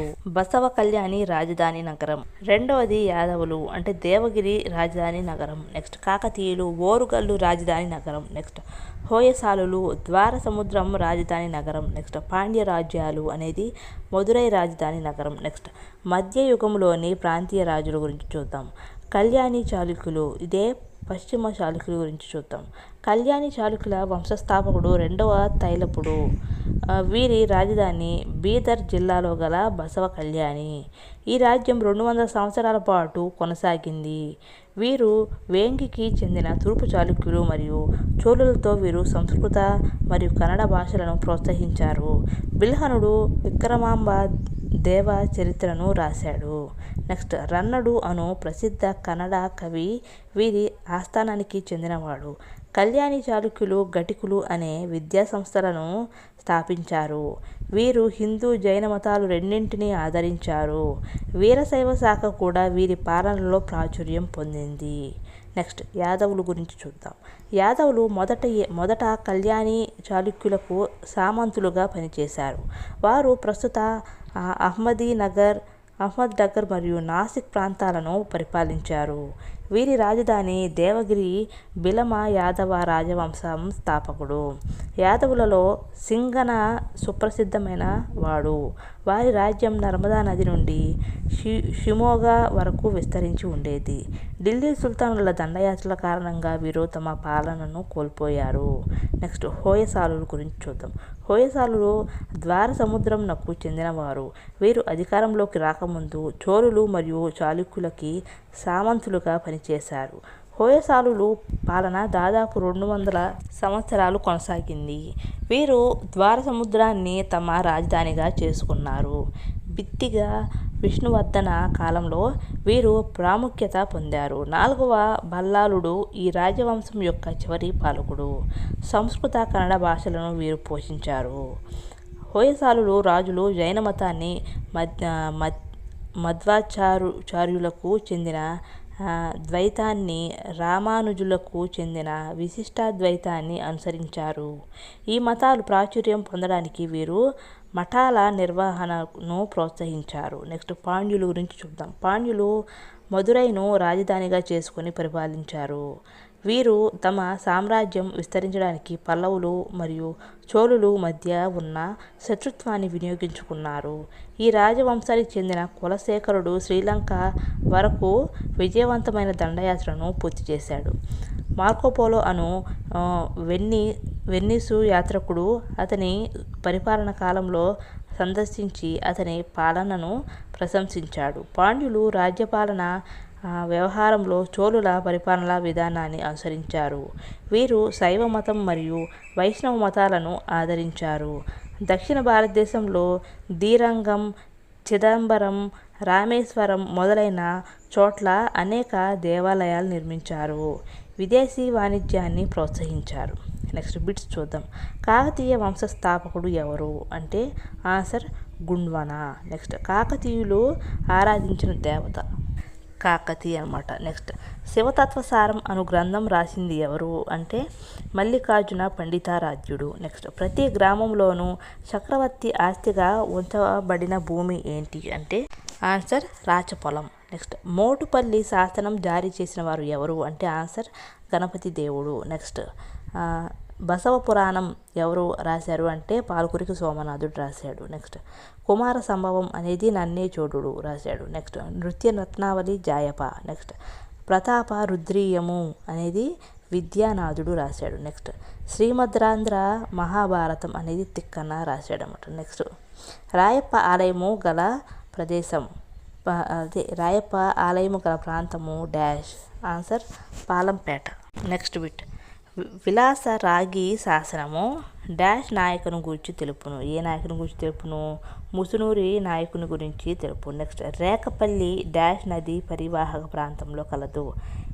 శబరి నది పరివాహక ప్రాంతంలో కలదు. నెక్స్ట్ ఘటికులు అని పిలువబడిన విద్యా సంస్థలను స్థాపించిన రాజవంశము డాష్ కళ్యాణి చాళుక్యులు. నెక్స్ట్ యాదవుల రాజధాని డాష్ దేవగిరి. నెక్స్ట్ కాకతీయుల తొలి రాజధాని హనుమకొండ. నెక్స్ట్ కాకతీయ సామ్రాజ్యంను పాలించిన మహిళ డాష్ రుద్రమదేవి. నెక్స్ట్ కాకతీయుల కొత్త రాజధాని ఓరుగల్లు. నెక్స్ట్ ఇతని దండయాత్ర ఫలితముగా ప్రతాపరుద్రుడు సింహాసనంను కోల్పోయినాడు. ఎవరు?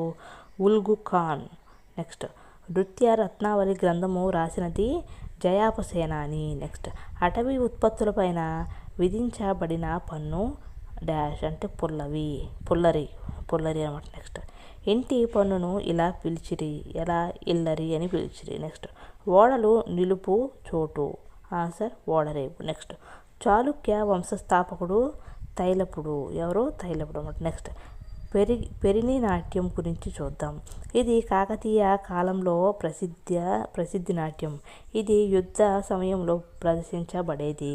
ఇది చాలా ధైర్యంగా యుద్ధంలో చురుకుగా పాల్గొనడానికి ప్రేరేపించబడేది. పద్మశ్రీ నటరాజ రామకృష్ణ ఈ నాట్యంలో ప్రసిద్ధి చెందాడు. నెక్స్ట్ రుద్రమదేవి పాలనా కాలంలో బొల్లి నాయకులు వేయించిన శాసనంలోని కొంత భాగము క్రీస్తు శకం 1270 సంవత్సరం సంక్రాంతి పర్వదిన సందర్భముగా కాకతీయ రుద్రదేవ మహారాజు ప్రవేశద్వార సంరక్షకుడైన బొల్లి నాయకుడు 10 కొలతల భూమిని కళ్యాణ కేశవ దేవాలయ సేవకులకు కరంజ గ్రామములో తన స్వీయ నాయంకర పరిధిలోని భూమిని తన రాజైన రుద్రదేవ మహారాజుల గౌరవార్థం దానమిచ్చాడు. నెక్స్ట్ కాకతీయ రాజు పాలనా కాలం ప్రాముఖ్యత చూద్దాం. రెండవ ప్రోలరాజు అని ఆయన క్రీస్తు శకం 1115 నుండి 1157 కాకతీయ పాలన స్వతంత్రముగా ప్రారంభించిన మొదటివాడు. నెక్స్ట్ రెండోవాడు రుద్రదేవుడు. ఈయన క్రీస్తు శకం 1158 నుంచి 1195 కాలం అన్నమాట. హనుమకొండలో రుద్రేశ్వరాలయము నిర్మించినాడు. నెక్స్ట్ గణపతి దేవుడని ఆయన క్రీస్తు శకం 1199 నుండి 1262 కాలం. ఇతని పాలనా కాలం స్వర్ణయుగం. ఎవరిది? గణపతి దేవుడిది. నెక్స్ట్ మహాదేవ్ క్రీస్తు శకం 1195 నుంచి 1199 దేవగిరి కోట ముట్టడి సంఘటనలో మరణించినాడు. నెక్స్ట్ రుద్రమదేవి క్రీస్తు శకం 1262 నుంచి 1289 కాలం. కాకతీయ మహిళా పాలకురాలు. నెక్స్ట్ ప్రతాపరుద్రుడు క్రీస్తు శకం 1289 నుంచి 1323 కాలం. చివరి కాకతీయ పాలకుడు ఈ ప్రతాపరుద్రుడు. నెక్స్ట్ రెండవ ప్రోలరాజు క్రీస్తు శకం 1115 నుండి 1157 కాలం గురించి చూద్దాం. రెండవ ప్రోలరాజు పాలన కాకతీయ చరిత్రలో ముఖ్యమైన మైలురాయి. అతను రెండవ బేతరాజు యొక్క కుమారుడు. చాళుక్యుల ఆధిపత్యాన్ని ఎదిరించి ఒక స్వతంత్ర రాజ్యాన్ని ఏర్పరిచాడు. ఈ రాజ్యం ఇతని వారసుల హయాంలో మొత్తం ఆంధ్ర ప్రాంతాన్ని కలుపుకొని ఒక శక్తివంతమైన రాజ్యంగా రూపొందినది. ఇతడు హనుమకొండ నుండి స్వతంత్ర పాలన ప్రారంభించాడు. నెక్స్ట్ రుద్రదేవుడు క్రీస్తు శకం 1158 నుంచి 1195 కాలం గురించి చూద్దాం. రుద్రదేవుని విజయాలు హనుమకొండ శాసనంలో వివరించబడ్డాయి. అతను అనేక పొరుగు రాజులను ఓడించి తన ఆధిపత్యాన్ని గోదావరి ఒడ్డు వరకు విస్తరించాడు. దక్షిణాన రుద్రదేవుడు తెలుగు చోళ మూలానికి చెందిన 4 రాజులను ఓడించాడు. అతడు వేంగిపై కూడా దాడి చేశాడు. అతని పాలన చివరి కాలంలో దేవగిరి యాదవులతో యుద్ధం జరిగింది. దీని ఫలితంగా ఓటమి చెంది మరణించినాడు. అతను సంస్కృత భాషలో నీతిసారం అనే గ్రంథం రాశాడు. హనుమకొండలో అద్భుతమైన 1000 స్తంభాల ఆలయాన్ని నిర్మించాడు. అతను స్థాపించిన ఓరుగల్లు అతని వారసులకు రాజధానిగా మారింది. రుద్రదేవుని తర్వాత అతని సోదరుడు మహాదేవుడు 4 ఏళ్ల స్వల్పకాలం పాలనను అందించాడు. ఇతను యాదవ రాజ్యంపై దాడి చేసి దేవగిరి ముట్టడి సమయంలో యాదవరాజుల చేతిలో మరణించాడు. నెక్స్ట్ గణపతి దేవుడు గురించి చూద్దాం. క్రీస్తు శకం 1199 నుంచి 1262 కాలం. గణపతి దేవుడు అననుకూల పరిస్థితులలో తన పాలనను ప్రారంభించినప్పటికీ అతని పాలనను ఆంధ్ర చరిత్రలో అత్యంత అద్భుతమైన పాలనగా చెప్పవచ్చు. అతని 63 సంవత్సరాల సుదీర్ఘ పాలనలో తెలుగు మాట్లాడే ప్రజలు నివసించే దాదాపు మొత్తం భూమిని తన పరిపాలనలోకి తెచ్చుకున్నాడు. ఆయనకు మహామండలేశ్వర అనే బిరుదు కలదు. ఎవరికి? గణపతి దేవుడికి. ఇటీవల ఆగస్టు 2021లో ఆంధ్రప్రదేశ్లో ప్రకాశం జిల్లాలో కాకతీయుల కాలం నాటి 14వ శతాబ్దం నాటి శాసనాన్ని కనుగొన్నారు. నెక్స్ట్ శ్రీకాకుళం నగర సమీపంలోని మార్చ్ 28, 2021న నాగావళి నదీ తీరాన ప్రాచీన కాలం నాటి శివలింగం మరియు కోటేశ్వర స్వామి దేవాలయ ఆనవాళ్లను పురావస్తు శాఖ మరియు పర్యాటక శాఖ బృందం కనుగొన్నారు. నెక్స్ట్ మధ్యయుగ కాలం గురించి చూద్దాం. 8 నుంచి 18వ శతాబ్దం వరకు కాలాన్ని భారతదేశంలో మధ్యయుగంగా పేర్కొంటారు. భారతదేశంలో ఇస్లామిక్ ప్రభావం మరియు పాలనతో చాలా ముడిపడి ఉన్న కాలము మధ్యయుగ భారతీయ చరిత్ర. మధ్యయుగ మొదటి భాగంలో దేశీయ పాలకులు రాజా పుత్రులు అయిన చాళుక్యులు, పల్లవులు, పాండ్యులు, రాష్ట్రకూటులు, చోళులు ఉన్నారు. అలాగే రాజప్రతులలో పాలాస్, సేన, ప్రతీహార, చౌహాన్లు, హోయసాలులు, పశ్చిమ గాంగులు పరిపాలించారు. నెక్స్ట్ దక్షిణ భారతంలో చోళలు, కాకతీయ, పల్లవ, విజయనగర రాజ్యాలు ప్రముఖమైనవి. నెక్స్ట్ మొదటి తైమూర్ దండయాత్రలతో భారతదేశంలో ఇస్లాం రాజ్య స్థాపనకు నాంది పలికిందని చెప్పవచ్చు. నెక్స్ట్ మధ్యయుగ భారతదేశ సాంస్కృతిక చరిత్రలో ఒక ముఖ్యమైన మైలురాయి సమాజంలో నిశ్శబ్ద విప్లవం, భక్తి ఉద్యమం. నెక్స్ట్ ఉపఖండంలోని హిందువులు, ముస్లింలు, సిక్కులు దేవుని ఆరాధనతో సంబంధం ఉన్న అనేక ఆచారాలకు ఈ ఉద్యమం సంబంధం కలిగి ఉంది. నెక్స్ట్ ఢిల్లీ సుల్తానుల పాలనాకాలం నాటి మొఘల్ సామ్రాజ్య పతనం వరకు ఇస్లాం పాలనగా పేర్కొంటారు. ఈ కాలాన్నే తొలి ఆధునిక యుగంగా పేర్కొంటారు. మధ్యయుగంలో చాలా వరకు భూస్వామ్య వ్యవస్థ అమలులో ఉండేది. భూమి శిస్తు ప్రధాన ఆదాయ వనరు. మతం ప్రాధాన్యత సంతరించుకున్నది. కళలు, వాస్తు శిల్పం, ఇతర కట్టడాలు నిర్మాణాలు పతాక స్థాయికి చేరినాయి. నెక్స్ట్ కాకతీయ కళాతోరణం గురించి చూద్దాం. కాకతీయుల కళాతోరణం వరంగల్ కోటలోని ఒక భాగం. నల్లరాయితో చెక్కబడింది. ఈ కాకతీయ కళాతోరణం 4 పిల్లర్లు ధర్మం 4 పాదాల మీద నడిచిందనడానికి నిదర్శనం. చివరి 2 పిల్లర్ల మీద సింహాలు కాకతీయుల ఎదురులేని నాయకత్వానికి చిహ్నం. తల పైకెత్తిన మొసలి జలకళకు ప్రతీతి. నెక్స్ట్ 2 హంసలు కాకతీయుల పారదర్శక పాలనకు నిదర్శనం. నెక్స్ట్ హంస కింద ఇరువైపులా చేతులు పైకెత్తిన కుబేరుల విగ్రహాలు ఆర్థిక పరిపుష్టికి సంకేతం. నెక్స్ట్ బోర్లించిన 7 పూర్ణ కుంభాలు గ్రామ దేవతల ప్రతిబింబాలు. వాటినే సప్త మాతృకలు అని కూడా పిలుస్తారు. స్తంభం మధ్యలో చేపల బొమ్మలు మత్స్య పరిశ్రమకు చిహ్నం. నెక్స్ట్ కాకతీయులు నిర్మించిన శివాలయానికి ద్వారంగా ఈ తోరణం ఉంది. దీనిని శక్తివంతమైన వరంగల్ గేట్ అని పిలుస్తారు. నెక్స్ట్ కాకతీయుల వైభవానికి చిహ్నంగా నిలిచిన ఈ తోరణం ప్రపంచ వారసత్వ సంపదగా తెలంగాణ ప్రభుత్వ రాజముద్ర చిహ్నంగా గుర్తించబడింది. ఈ తోరణం కాకతీయుల కళా, వాస్తు శిల్పుల ప్రతిభకు దర్పణంగా ఉంది. కాకతీయుల ఏలుబడిలో ఏ అంశాలకు ప్రాధాన్యం ఇచ్చారో ఈ తోరణం తెలియజేస్తుంది. నెక్స్ట్ కాకతీయ రాజవంశం ముగింపు చూద్దాం. 2వ ప్రతాపరుద్రుడి పాలనాకాలంలో ఢిల్లీ సుల్తానులు ఓరుగల్లుపై అనేక మార్లు దండయాత్రలు చేశారు. చివరికి క్రీస్తు శకం 1323వ సంవత్సరంలో ఉలుగ్ ఖాన్ నాయకత్వంలో ఢిల్లీ సుల్తానులు కాకతీయ రాజ్యాన్ని ఆక్రమించుకున్నారు. ప్రతాపరుద్రుడిని ఖైదు చేశారు. ఆ అవమానాన్ని భరించలేక ప్రతాపరుద్రుడు ఆత్మహత్య చేసుకున్నాడు. ఆ విధంగా కాకతీయ రాజ్య వైభవం అంతరించిపోయింది. నెక్స్ట్ ముసునూరి నాయకుల గురించి చూద్దాం. ప్రోలయ నాయక అంటే విలస శాసనమును అనుసరించి ఢిల్లీ సుల్తానుల దండయాత్రల వల్ల కాకతీయులు తమ సామ్రాజ్యాన్ని కోల్పోయారు. ఈ దాడుల కారణంగా స్థానిక కాకతీయ సామంతులు ఆయా ప్రాంతాలలో అధికారాన్ని స్వాధీనం చేసుకున్నారు. వీరిలో ఒకరైన ప్రోలయ నాయకుడు రేఖపల్లె రాజధానిగా అధికారంలోకి వచ్చాడు. ఈ ప్రాంతం పాపికొండల సమీపంలో భద్రాచలం అడవి మధ్య ఉన్న ఇరుకైన శబరి నది లోయలో ఉంది. కొండలు మరియు అడవులను కలిగి ఉండడంతో ముస్లిం దండయాత్రల నుండి వ్యూహాత్మకంగా రక్షించబడింది. ఢిల్లీ సుల్తానులకు వ్యతిరేకంగా తిరుగుబాటు చేయడంలో గిరిజన వంశపు కొండరెడ్డి తెగవారు ప్రోలయ నాయకులకు సహాయపడ్డారు. నెక్స్ట్ ముసునూరి కయప నాయక క్రీస్తు శకం 1385 నుంచి 1368. ముసునూరి కయప నాయకుడు తన సోదరుడు ప్రోలయ నాయకుని తర్వాత సింహాసనం అధిరోహించాడు.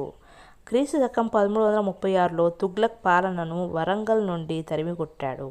ఆంధ్రాలోని అనేక ప్రాంతాలలో స్థానికంగా చిన్న రాజ్యాలు కొండవీడు, రాజమండ్రి, కందుకూరు మొదలైన చిన్న రాజ్యాలు ఈ కాలంలో ఏర్పడ్డాయి. నెక్స్ట్ 6th విజయనగర సామ్రాజ్యం గురించి చూద్దాం. తుంగభద్ర మాగాణి ప్రాంతంపై, కృష్ణా గోదావరి డెల్టాలపై, మరాఠ్వాడాపై ఆధిపత్యానికి ఈ బహిమని సుల్తానులు, విజయనగర రాజులు మధ్య సైనిక యుద్ధాలు జరుగుతూ ఉండేవి. హంపి వద్ద ఉన్న శిథిలాలు 1805లో ఇంజనీర్ పురాతత్వవేత్త అయిన కల్నల్ కొలిన్ మెకంజీ కాలంలో వెలుగులోకి వచ్చాయి. ఇతడు ఇంగ్లీష్ ఈస్ట్ ఇండియా కంపెనీ ఉద్యోగి మరియు మొదటి భారతీయ సర్వేయర్ జనరల్. నెక్స్ట్ విజయనగర రాజవంశం కాలంలో సందర్శించిన విదేశీ యాత్రికుల జాబితా మరియు వచ్చిన కాలం చూద్దాం. ఫస్ట్ది ఇబన్ బటూటా ఈయన మొరాకో యాత్రికుడు, హరహర 1 కాలము. నెక్స్ట్ నికోలో కాంటి అనే ఆయన ఇటాలియన్ యాత్రికుడు, దేవరాయ 1 కాలము. నెక్స్ట్ అబ్బుల్ రజాక్ అనే ఆయన పర్షియన్ యాత్రికుడు, దేవదాయ 2 కాలము. నెక్స్ట్ డువార్డే బార్బోసా అనే ఆయన పోర్చుగీస్ యాత్రికుడు, శ్రీకృష్ణదేవరాయ కాలం. నెక్స్ట్ డొమింగో పేస్ అనే ఆయన పోర్చుగీస్ యాత్రికుడు, శ్రీకృష్ణదేవరాయల కాలం. నెక్స్ట్ ఫెర్నాండో నూనిజ్ అనే ఆయన పోర్చుగీస్ యాత్రికుడు, అచ్యుత దేవరాయ కాలం. నెక్స్ట్ 1వ బుక్కరాయల కాలంలో క్రీస్తు శకం 1367లో వీరి మధ్య మొదటిసారిగా పెద్ద యుద్ధం ప్రారంభమైంది. అల్లసాని పెద్దన రచనలు మనుచరిత్ర, హరికథాసారం. నెక్స్ట్ నంది తిమ్మన రచనలు పారిజాతోపహరణం. నెక్స్ట్ మాదయ్య గారి మల్లన రచనలు రాజశేఖర చరితం. నెక్స్ట్ దోజటి రచనలు శ్రీకాళహస్తీశ్వర మహత్యం. నెక్స్ట్ ఐలరాజు రామభద్రుడు రచనలు సకల నీతిసార సంగ్రహం. నెక్స్ట్ పింగళి సూరణ రచనలు రాఘవ పాండవీయం. నెక్స్ట్ రామరాజ భూషణుడు రచనలు వసుచరిత్ర. నెక్స్ట్ తెనాలి రామకృష్ణుడు రచనలు పాండురంగ మహత్యం. నెక్స్ట్ అరవీటి వంశం గురించి చూద్దాం. విజయనగర సామ్రాజ్యం యొక్క 4వ మరియు చివరి రాజవంశం అరవీడు రాజవంశం. తల్లికోట యుద్ధం తర్వాత విజయనగర సామ్రాజ్యం క్షీణించింది మరియు బీజాపూర్లోని ముస్లిం రాజ్యాలు ముఖ్యమైనవిగా మారాయి. నెక్స్ట్ సంగమ రాజవంశం గురించి చూద్దాం. పాలించిన కాలం క్రీస్తు శకం 1336 నుండి 1485. నెక్స్ట్ సంగమ వంశంలో ప్రముఖ రాజులు ఎవరంటే మొదటి హరిహర రాయలు, ఈయన క్రీస్తు శకం 1336 నుండి 1357 కాలం. నెక్స్ట్ క్రీస్తు శకం 1336 నుండి 1485 మొదటి బుక్కరాయలు, ఈయన క్రీస్తు శకం 1357 నుంచి 1377 అన్నమాట. 2వ హరిహర నాయులు అనే ఆయన క్రీస్తు శకం 1377 నుంచి 1404 వరకు. నెక్స్ట్ 2వ దేవరాయలు అనే ఆయన క్రీస్తు శకం 1426 నుండి 1446 కాలం. నెక్స్ట్ సాలువ వంశం గురించి చూద్దాం. పరిపాలనా కాలం క్రీస్తు శకం 1485 నుంచి 1505 అన్నమాట. సాలువ వంశంలో ప్రముఖుడు ఎవరు? సాలువ నరసింహరాయలు, క్రీస్తు శకం 1485 నుంచి 1491 కాలం. నెక్స్ట్ సంగమ రాజవంశం గురించి చూద్దాం. సంగమ రాజవంశంలో గొప్ప పాలకుడు 2వ దేవరాయలు. అతను సమర్థుడైన పాలకుడు, యోధుడు మరియు పండితుడు. ఆయనను ప్రౌఢ దేవరాయలు అని కూడా అంటారు. సంగమ రాజవంశం యొక్క పాలకులందరిలో ఆయన గొప్పవాడు. అతను కళింగ సైన్యాన్ని ఓడించాడు. అతడు కొండవీడును స్వాధీనం చేసుకుని రాజమండ్రి వరకు తన అధికారాన్ని సుస్థిరం చేశాడు. కానీ అతను బహుమని సుల్తాన్ అహ్మద్ షా చేత ఓడించబడ్డాడు.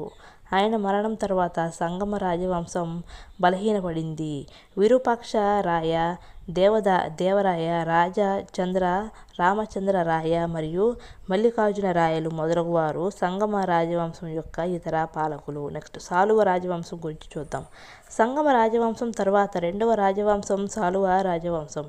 ఇది సాలువ నరసింహరాయలచే స్థాపించబడింది. అతని తరువాత ఇమ్మడి నరసింహరాయలు రాజ్యపాలన చేశాడు. నెక్స్ట్ తులువ రాజవంశం గురించి చూద్దాం. తులువ రాజవంశం విజయనగర సామ్రాజ్యంలోని 3వ రాజవంశం. దీని పాలకులు వీర నరసింహరాయలు, ది కృష్ణదేవరాయలు, అచ్యుత దేవరాయలు మరియు సదాశివరాయలు. కృష్ణదేవరాయలు విజయనగరాన్ని పాలించిన పాలకులలో చాలా శక్తివంతమైన పాలకుడు. నెక్స్ట్ జిహాద్ పేరుతో విజయనగర సామ్రాజ్యంపై మత యుద్ధం ప్రకటించిన బహమనీ సైన్యాలను మొట్టమొదటగా శ్రీకృష్ణదేవరాయలు తిప్పి కొట్టవలసి వచ్చింది. నెక్స్ట్ అమర నాయకుల గురించి చూద్దాం. విజయనగర సామ్రాజ్యంలో కోటలను, సాయుధ దళాలను నియంత్రించే సైనిక అధికారులను అమర నాయకులు అంటారు. వీరు తరచూ ఒక ప్రాంతం నుండి మరొక ప్రాంతానికి సంచరిస్తూ అనేక సందర్భాల్లో రైతులు స్థిరపడటానికి కావలసిన సారవంతమైన భూమి కోసం రైతులతో కలిసి వీరు అన్వేషిస్తుంటారు. వీరిని నాయక అని పిలుస్తారు. నెక్స్ట్ విజయనగర సామ్రాజ్యంలో అమరనాయక వ్యవస్థ ప్రధానమైన నూతన రాజకీయ వ్యవస్థ. అమరనాయకులు సైనిక కమాండర్లుగా ఉంటారు. వీరు పాలించడానికి రాజుచే కొంత భూభాగం ఇవ్వబడుతుంది. నెక్స్ట్ విజయనగర కాలంలో వాణిజ్యం గురించి చూద్దాం. విజయనగర సామ్రాజ్యం వాణిజ్యానికి గొప్ప కేంద్రంగా విలసిల్లింది. వరాహ అనునది ప్రధాన బంగారు నాణెం. రాజ్యం లోపల తీర ప్రాంతాల ద్వారా సముద్రాలపై జరిగే వ్యాపారం వల్ల సామ్రాజ్యం సుసంపన్నంగా ఉండేది. మలబార్ తీరంలో అనేక నౌకాశ్రమాలు ఉండేవి. వాటిలో ప్రధానమైనది కన్ననూర్. నెక్స్ట్ పశ్చిమాన అరేబియా, పర్షియా, దక్షిణాఫ్రికా మరియు పోర్చుగల్ మరియు తూర్పున బర్మా, మలయా ద్వీపకల్పం మరియు చైనాతో వాణిజ్య సంబంధాలు వృద్ధి చెందాయి. పత్తి మరియు పట్టు, సుగంధ ద్రవ్యాలు, బియ్యం, ఇనుము, సూర్యకారం మరియు చక్కెర ఎగుమతులలో ప్రధాన వస్తువులు. నెక్స్ట్ విజయనగర రాజులు గుర్రాలు, ముత్యాలు, రాగి, పగడము, పాదరసం, చైనా పట్టు మరియు వెల్వెట్ వస్త్రాలను దిగుమతి చేసుకుంటారు. నెక్స్ట్ ఓడల నిర్మాణ కళ అభివృద్ధి చెందింది ఏ కాలంలో? విజయనగర కాలంలో. నెక్స్ట్ కళలు మరియు సంగీతం గురించి చూద్దాం. విజయనగర రాజుల కాలంలో కర్ణాటక సంగీత సాంప్రదాయం అభివృద్ధి చెందింది. విద్యారణ్య స్వామి సంగీత సర్వస్వం అనే గ్రంథాన్ని రచించాడు. ప్రౌఢ దేవరాయలు రాసిన మహానాటక సుధానిధి అను రచన కూడా సంగీతానికి చెందినదే. కర్ణాటక సంగీత త్రయం దీక్షితార్, శ్యామశాస్త్రి మరియు త్యాగరాజస్వామి తంజావూరు ఆస్థానానికి చెందినవారు. నెక్స్ట్ నృత్య రూపాలు చూద్దాం. అత్యంత ప్రజాదరణ పొందిన నృత్య రూపమైన భరతనాట్యం భరతముని చేత పరిచయం చేయబడింది. భరతనాట్యం గురించి వివరణాత్మక సమాచారం కలిగి ఉన్న నాట్యశాస్త్ర పుస్తకాన్ని భరతముని రచించాడు. సిద్ధేంద్ర యోగి ప్రవేశపెట్టిన కూచిపూడి ఇతర ప్రసిద్ధ నృత్య రూపాలు. కాకతీయుల యొక్క నృత్య రూపమైన పేరిణి నాట్యం కూడా ప్రాచుర్యం పొందింది. నెక్స్ట్ భాగవతం నుండి ప్రత్యేకంగా ఉద్భవించిన ఇతివృత్తాలతో యక్షగానమునే నృత్య రూపకం కూడా ప్రజాదరణ పొందింది. నెక్స్ట్ శ్రీకృష్ణదేవరాయల పరిపాలన చూద్దాం. వీరి కాలంలో పరిపాలనా వ్యవస్థ చక్కగా రూపుదిద్దుకుంది. ఇతడు సమర్థుడైన పాలకుడు. నెక్స్ట్ కార్యనిర్వాహక, న్యాయ మరియు శాసన విషయాలలో రాజు సంపూర్ణ అధికారాన్ని కలిగి ఉండేవాడు. నెక్స్ట్ రోజువారీ పాలనలో సహాయంగా మంత్రిమండలి ఉంటుంది. తిమ్మరుసు తెలివైన మంత్రి. నెక్స్ట్ సామ్రాజ్యాన్ని మండలాలు, నాడులు, స్థలాలు, గ్రామాలుగా విభజించారు. నెక్స్ట్ భూమి శిస్తు 1/6 వంతు ఎగుమతి దిగుమతి పన్ను, వాణిజ్య పన్ను, వృత్తి పన్ను వసూలు చేసేవారు. నెక్స్ట్ సైనిక వ్యవస్థను పటిష్టపరిచి అశ్విక పద్ధతి, ఫిరంగులు మరియు ఏనుగులుండేవి. నెక్స్ట్ అమర నాయక విధానం అమలులో ఉంది. గొప్ప సైనిక సామర్థ్యం కలిగి ఉండేవాడు. సాహిత్యం మరియు కళలను పోషించి ఆంధ్రభోజుడు అని పిలువబడ్డాడు.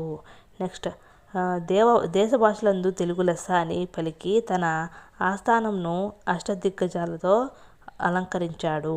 అనేక దేవాలయాలు, కట్టడాలు నిర్మించాడు. నెక్స్ట్ అష్టదిగ్గజ కవులు ఏంటో చూద్దాం. అష్టదిగ్గజములు అని పిలువబడే 8 మంది ప్రముఖ పండితులు అతని ఆస్థానంలో ఉండేవారు. అందులో అల్లసాని పెద్దన గొప్పవాడు. అల్లసాని పెద్దనను ఆంధ్ర కవితా పితామహుడు అని పిలిచేవారు. అతని రచనల్లో మనుచరిత్ర మరియు హరికథాసారం ముఖ్యమైనది. నెక్స్ట్ పింగళి సూరణ, దూర్జటి మరియు తెనాలి రామకృష్ణుడు ఇతర ముఖ్యమైన పండితులు. నెక్స్ట్ శ్రీకృష్ణ దేవరాయలు స్వయంగా కవి. తెలుగులో ఆముక్తమాల్యద, సంస్కృతంలో జాంబవతి కళ్యాణం, ఉషా పరిణయం ఈయన ముఖ్యమైన రచనలు. ఈ విధంగా సాహిత్యానికి ఎనలేని సేవలనందించాడు. నెక్స్ట్ శిల్పకళ గురించి చూద్దాం. ఎత్తైన గోపురాలు లేదా ముఖ ద్వారాలు మరియు ఆలయ ప్రాంగణంలో చెక్కిన స్తంభాలతో కళ్యాణ మండప నిర్మాణాలు విజయనగర వాస్తుశిల్పం యొక్క ముఖ్య లక్షణాలు. నెక్స్ట్ స్తంభాలపై ఉన్న శిల్పాలను విలక్షణమైన లక్షణాలతో చెక్కారు. నెక్స్ట్ ఈ స్తంభాలలో కనిపించే సాధారణ జంతువు గుర్రం. నెక్స్ట్ విజయనగరం యొక్క శిల్పకళా శైలిలోని అతి ముఖ్యమైన దేవాలయాలు విజయనగరంలోను హంపి శిథిలాలలోనూ కనుగొనబడ్డాయి. నెక్స్ట్ విఠలస్వామి దేవాలయము మరియు హజార రామాలయం దేవాలయాలు ఈ శైలికి చెందినవి. నెక్స్ట్ కాంచీపురంలోని వరదరాజ దేవాలయము మరియు ఏకాంబరనాథ దేవాలయాలు విజయనగర రాజుల నిర్మాణ శైలి గొప్పతనానికి ఉదాహరణలుగా నిలుస్తాయి. నెక్స్ట్ తిరుపతిలో శ్రీకృష్ణదేవరాయలు మరియు అతని రాణుల యొక్క లోహ చిత్రాలు లోహాల పనితనానికి ఉదాహరణలు. నెక్స్ట్ విజయనగర రాజులు దేవాలయ నిర్మాణానికి అనుసరించిన పద్ధతులు విజయనగర శైలిగా ప్రసిద్ధి చెందాయి. ఈ శైలిని ద్రవిడ పద్ధతిగా కొందరు పేర్కొన్నారు.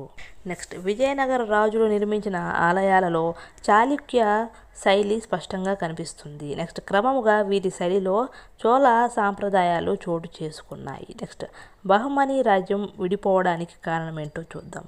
సుల్తాన్ యొక్క అధికారాన్ని పెంచడం కోసం మహమ్మద్ గవాన్ ప్రతి రాష్ట్రంలో అధికారులను నియమించాడు. ప్రభువుల ప్రాంతాలపై సుల్తాన్ నియంత్రణను పెంచడమే దీని ఉద్దేశం. చాలా కోటలు ఈ అధికారుల నియంత్రణలో ఉన్నాయి. బాధ్యతలు విస్మరించిన ప్రభువులకు వేతనాలు తగ్గించబడ్డాయి. ఇది ప్రభువులకు నచ్చలేదు. దక్కన్ ప్రభువులు గవానకు వ్యతిరేకంగా కుట్ర పన్నినారు. మరణశిక్ష విధించవలసిందిగా సుల్తాన్ను ప్రేరేపించారు. మూడవ మహమ్మద్ షా క్రీస్తు శకం 1482లో మరణించాడు. నెక్స్ట్ అతని తరువాత రాజ్యపాలన చేసిన వారంతా బలహీనులు. అందువల్ల బహమనీ సామ్రాజ్యం అహ్మద్ నగర్, బీరార్, బీదర్, బీజాపూర్, గోల్కొండ అనే 5 భాగాలుగా విడిపోయింది. నెక్స్ట్ రెడ్డి రాజుల సేవలు చూద్దాం. రెడ్డి రాజులు హిందూ మతాన్ని ఆదరించి రక్షించారు.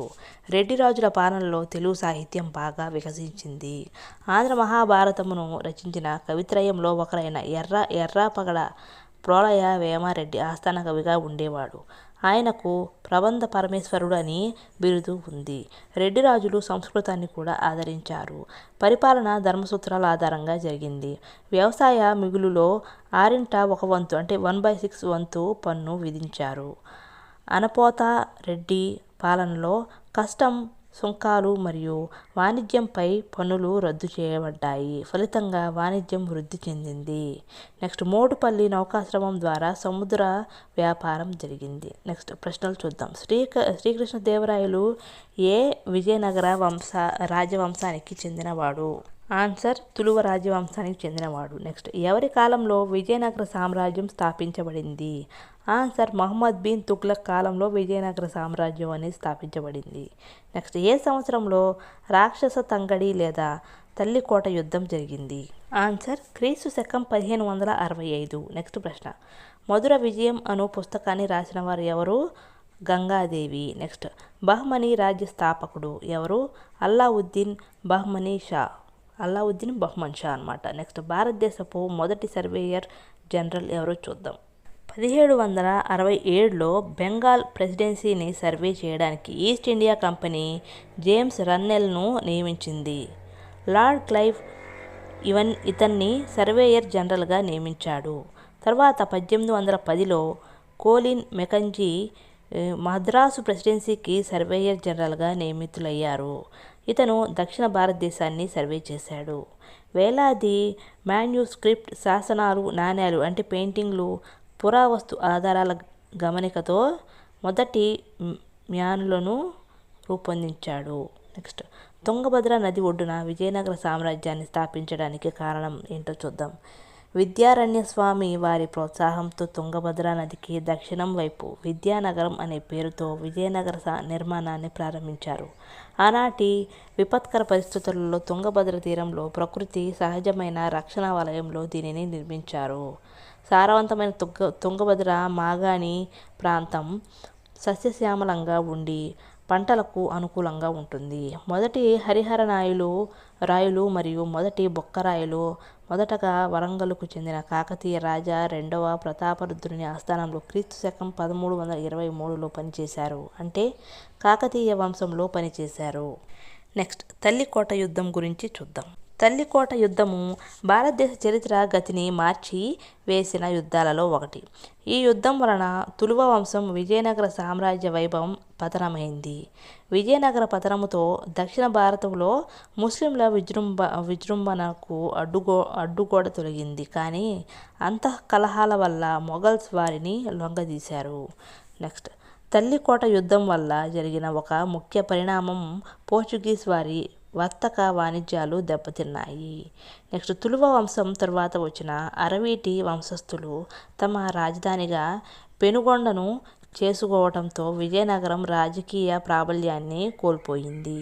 నెక్స్ట్, దక్షిణ భారత వాస్తుశిల్పకళలను బహుళ వ్యాప్తంగా ప్రచారం చేసినవి విజయనగర రాజులచే నిర్మించబడిన ఆలయాలు. నెక్స్ట్, హంపి లేపాక్షిలోని ఆలయాలు శిల్పాలు నాటి శిల్ప కళా చాతుర్యానికి తార్కాణాలు. నెక్స్ట్, విజయనగర రాజులు లలిత కళలను విశేషంగా ఆదరించారు. నెక్స్ట్, విజయనగర శైలి ప్రభావంతో నిర్మించబడిన ఆంధ్రప్రదేశ్లోని దేవాలయాలేంటో చూద్దాం. 1. తిరుమలలోని శ్రీ వెంకటేశ్వర స్వామి వారి దేవాలయం మరియు తిరుమలలోని ఆలయాలు. నెక్స్ట్, 2. మంగళగిరి శ్రీ లక్ష్మీ నరసింహస్వామి దేవాలయము. 3. సింహాచలం శ్రీ లక్ష్మీ నరసింహస్వామి దేవాలయము. 4. లేపాక్షి దేవాలయం. 5. శ్రీశైలం శ్రీ మల్లికార్జున దేవాలయం. 6. అహోబిలంలోని శ్రీ లక్ష్మీ నరసింహస్వామి దేవాలయంపై ఆలయాల గోపురాలు అంటే గోపురాలు విజయనగర శైలికి చెందినవి. నెక్స్ట్, అదనపు సమాచారం ఉపాధ్యాయుని అడిగి తెలుసుకోండి, ప్రతిస్పందించండి. నెక్స్ట్, గొప్ప ఖ్యాతి గణించిన భారతీయ మహిళలు ఎవరో చూద్దాం. 1. అనీ బెసెంట్. లండన్లో జన్మించినటువంటి ఐరిష్ మహిళ. 1893వ సంవత్సరంలో భారతదేశానికి వచ్చిన వారు.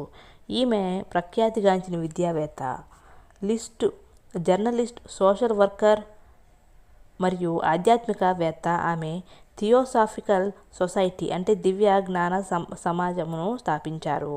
భారతదేశంలో స్వాతంత్ర పోరాట కాలంలో హోమ్ రూల్ లీగ్ను ప్రారంభించారు. అంతేకాక న్యూ ఇండియాకు సంపాదకత్వం వహించారు. భారతీయ బాలుర స్కౌట్ అసోసియేషన్ను కూడా ప్రారంభించారు. 86 సంవత్సరాల వయసులో ఆమె మరణించారు. నెక్స్ట్, 2. కరణం మల్లేశ్వరి గురించి చూద్దాం. భారతదేశ వెయిట్ లిఫ్టర్ ఈ కరణం మల్లేశ్వరి. ఒలింపిక్స్లో భారతదేశం తరపున మెడల్ సాధించిన తొలి మహిళ. 2000 సంవత్సరాల సిడ్నీ ఒలింపిక్స్లో ఈమె పతాకాన్ని సాధించింది. 1994 నుంచి 95 సంవత్సరానికి రాజీవ్ ఖేల్ రత్న అవార్డును పొందింది. మహిళ అయి ఉండి పురుషులు ఎక్కువగా పాల్గొనే వెయిట్ లిఫ్టింగ్లో ఒలింపిక్ పతకం గెలవడం అంటే ఎన్ని కష్ట నష్టాలకు ఓర్చి ఉంటుందో ఊహించండి. నెక్స్ట్, 3. ఎంఎస్ సుబ్బలక్ష్మి. మదురై షణ్ముఖ వడిపు సుబ్బలక్ష్మి 1916లో మదురైలో జన్మించారు. కర్ణాటక సంగీతంలో నైటింగేల్ అని అంటారు. ఈమె 1954లో పద్మభూషణ్, 1974లో రామన్ మొగసెసే అవార్డు, 1975లో పద్మవిభూషణ్లతో గౌరవించబడ్డారు. 1998లో భారత రత్న అవార్డును కూడా పొందారు. మహిళలు అంతగా బయటకు రాని రోజుల్లోనే ఆమె సంగీత కచేరీలు చేశారు. 88 సంవత్సరాలు వయసులో ఆమె మరణించారు. నెక్స్ట్, శశిప్రభ గురించి చూద్దాం. 28 సంవత్సరాల యువతి, మొట్టమొదటి బస్ డ్రైవర్. భారతదేశ కేంద్రపాలిత ప్రాంతమైన పాండిచ్చేరిలో ఒక ప్రైవేట్ ట్రాన్స్పోర్ట్ కంపెనీ వారు ఆమెను బస్సు డ్రైవర్గా నియమించారు. నెక్స్ట్, 5వ వ్యక్తి ఇందిరాగాంధీ. మొట్టమొదటి మహిళా ప్రధాని ఇందిరాగాంధీ అలహాబాదులో జన్మించారు. 13 సంవత్సరాల వయసులోనే వానర సేనను స్థాపించి బ్రిటిష్ వారికి వ్యతిరేకంగా పోరాడిన ధీరురాలు. ఈమె ప్రధానమంత్రిగా ఉన్నప్పుడు బ్యాంకుల జాతీయకరణ, బంగ్లాదేశ్కు స్వేచ్ఛ, 20 పాయింట్ ప్రోగ్రాం మొదలైనవి జరిపించారు. ఆమె భారతరత్న పురస్కారాన్ని 1971లో పొందారు. 31/10/1984లో ఇందిరాగాంధీ తన స్వంత గాడులచే కాల్చి చంపబడ్డారు. తన రాజకీయ జీవితంలో ఎన్నో ఒడిదుడుకులను ఎదుర్కొన్న ప్రపంచంలోనే ప్రఖ్యాతిగాంచిన మహిళ. నెక్స్ట్ 6వది కల్పన చావ్లా గురించి చూద్దాం. జననం 1/7/1961, మరణం 1/2/2003. ఇండియన్ అమెరికన్ వ్యోమగామి. కొలంబియా స్పేస్ షటిల్లో మరణించిన 7 వ్యోమగాములలో ఈమె కూడా ఒకరు. ఆమెకు నాసా అనేక మెడల్స్ ఇచ్చింది. మరణం తథ్యమని తెలిసినా కూడా స్పేస్ షటిల్లో ఆమె ప్రవర్తన, ధైర్యం చిరస్మరణీయం. నెక్స్ట్ 7వది మేతా పాట్కర్ గురించి చూద్దాం. 1/12/1954లో జన్మించారు. సామాజికవేత్త, ప్రముఖ పర్యావరణవేత్త, ముంబై వాసి. నర్మదా బచావో ఆందోళనలో పాలు పంచుకుంటున్నారు. 1991లో రైట్ లైవ్లీహుడ్ అవార్డును పొందారు.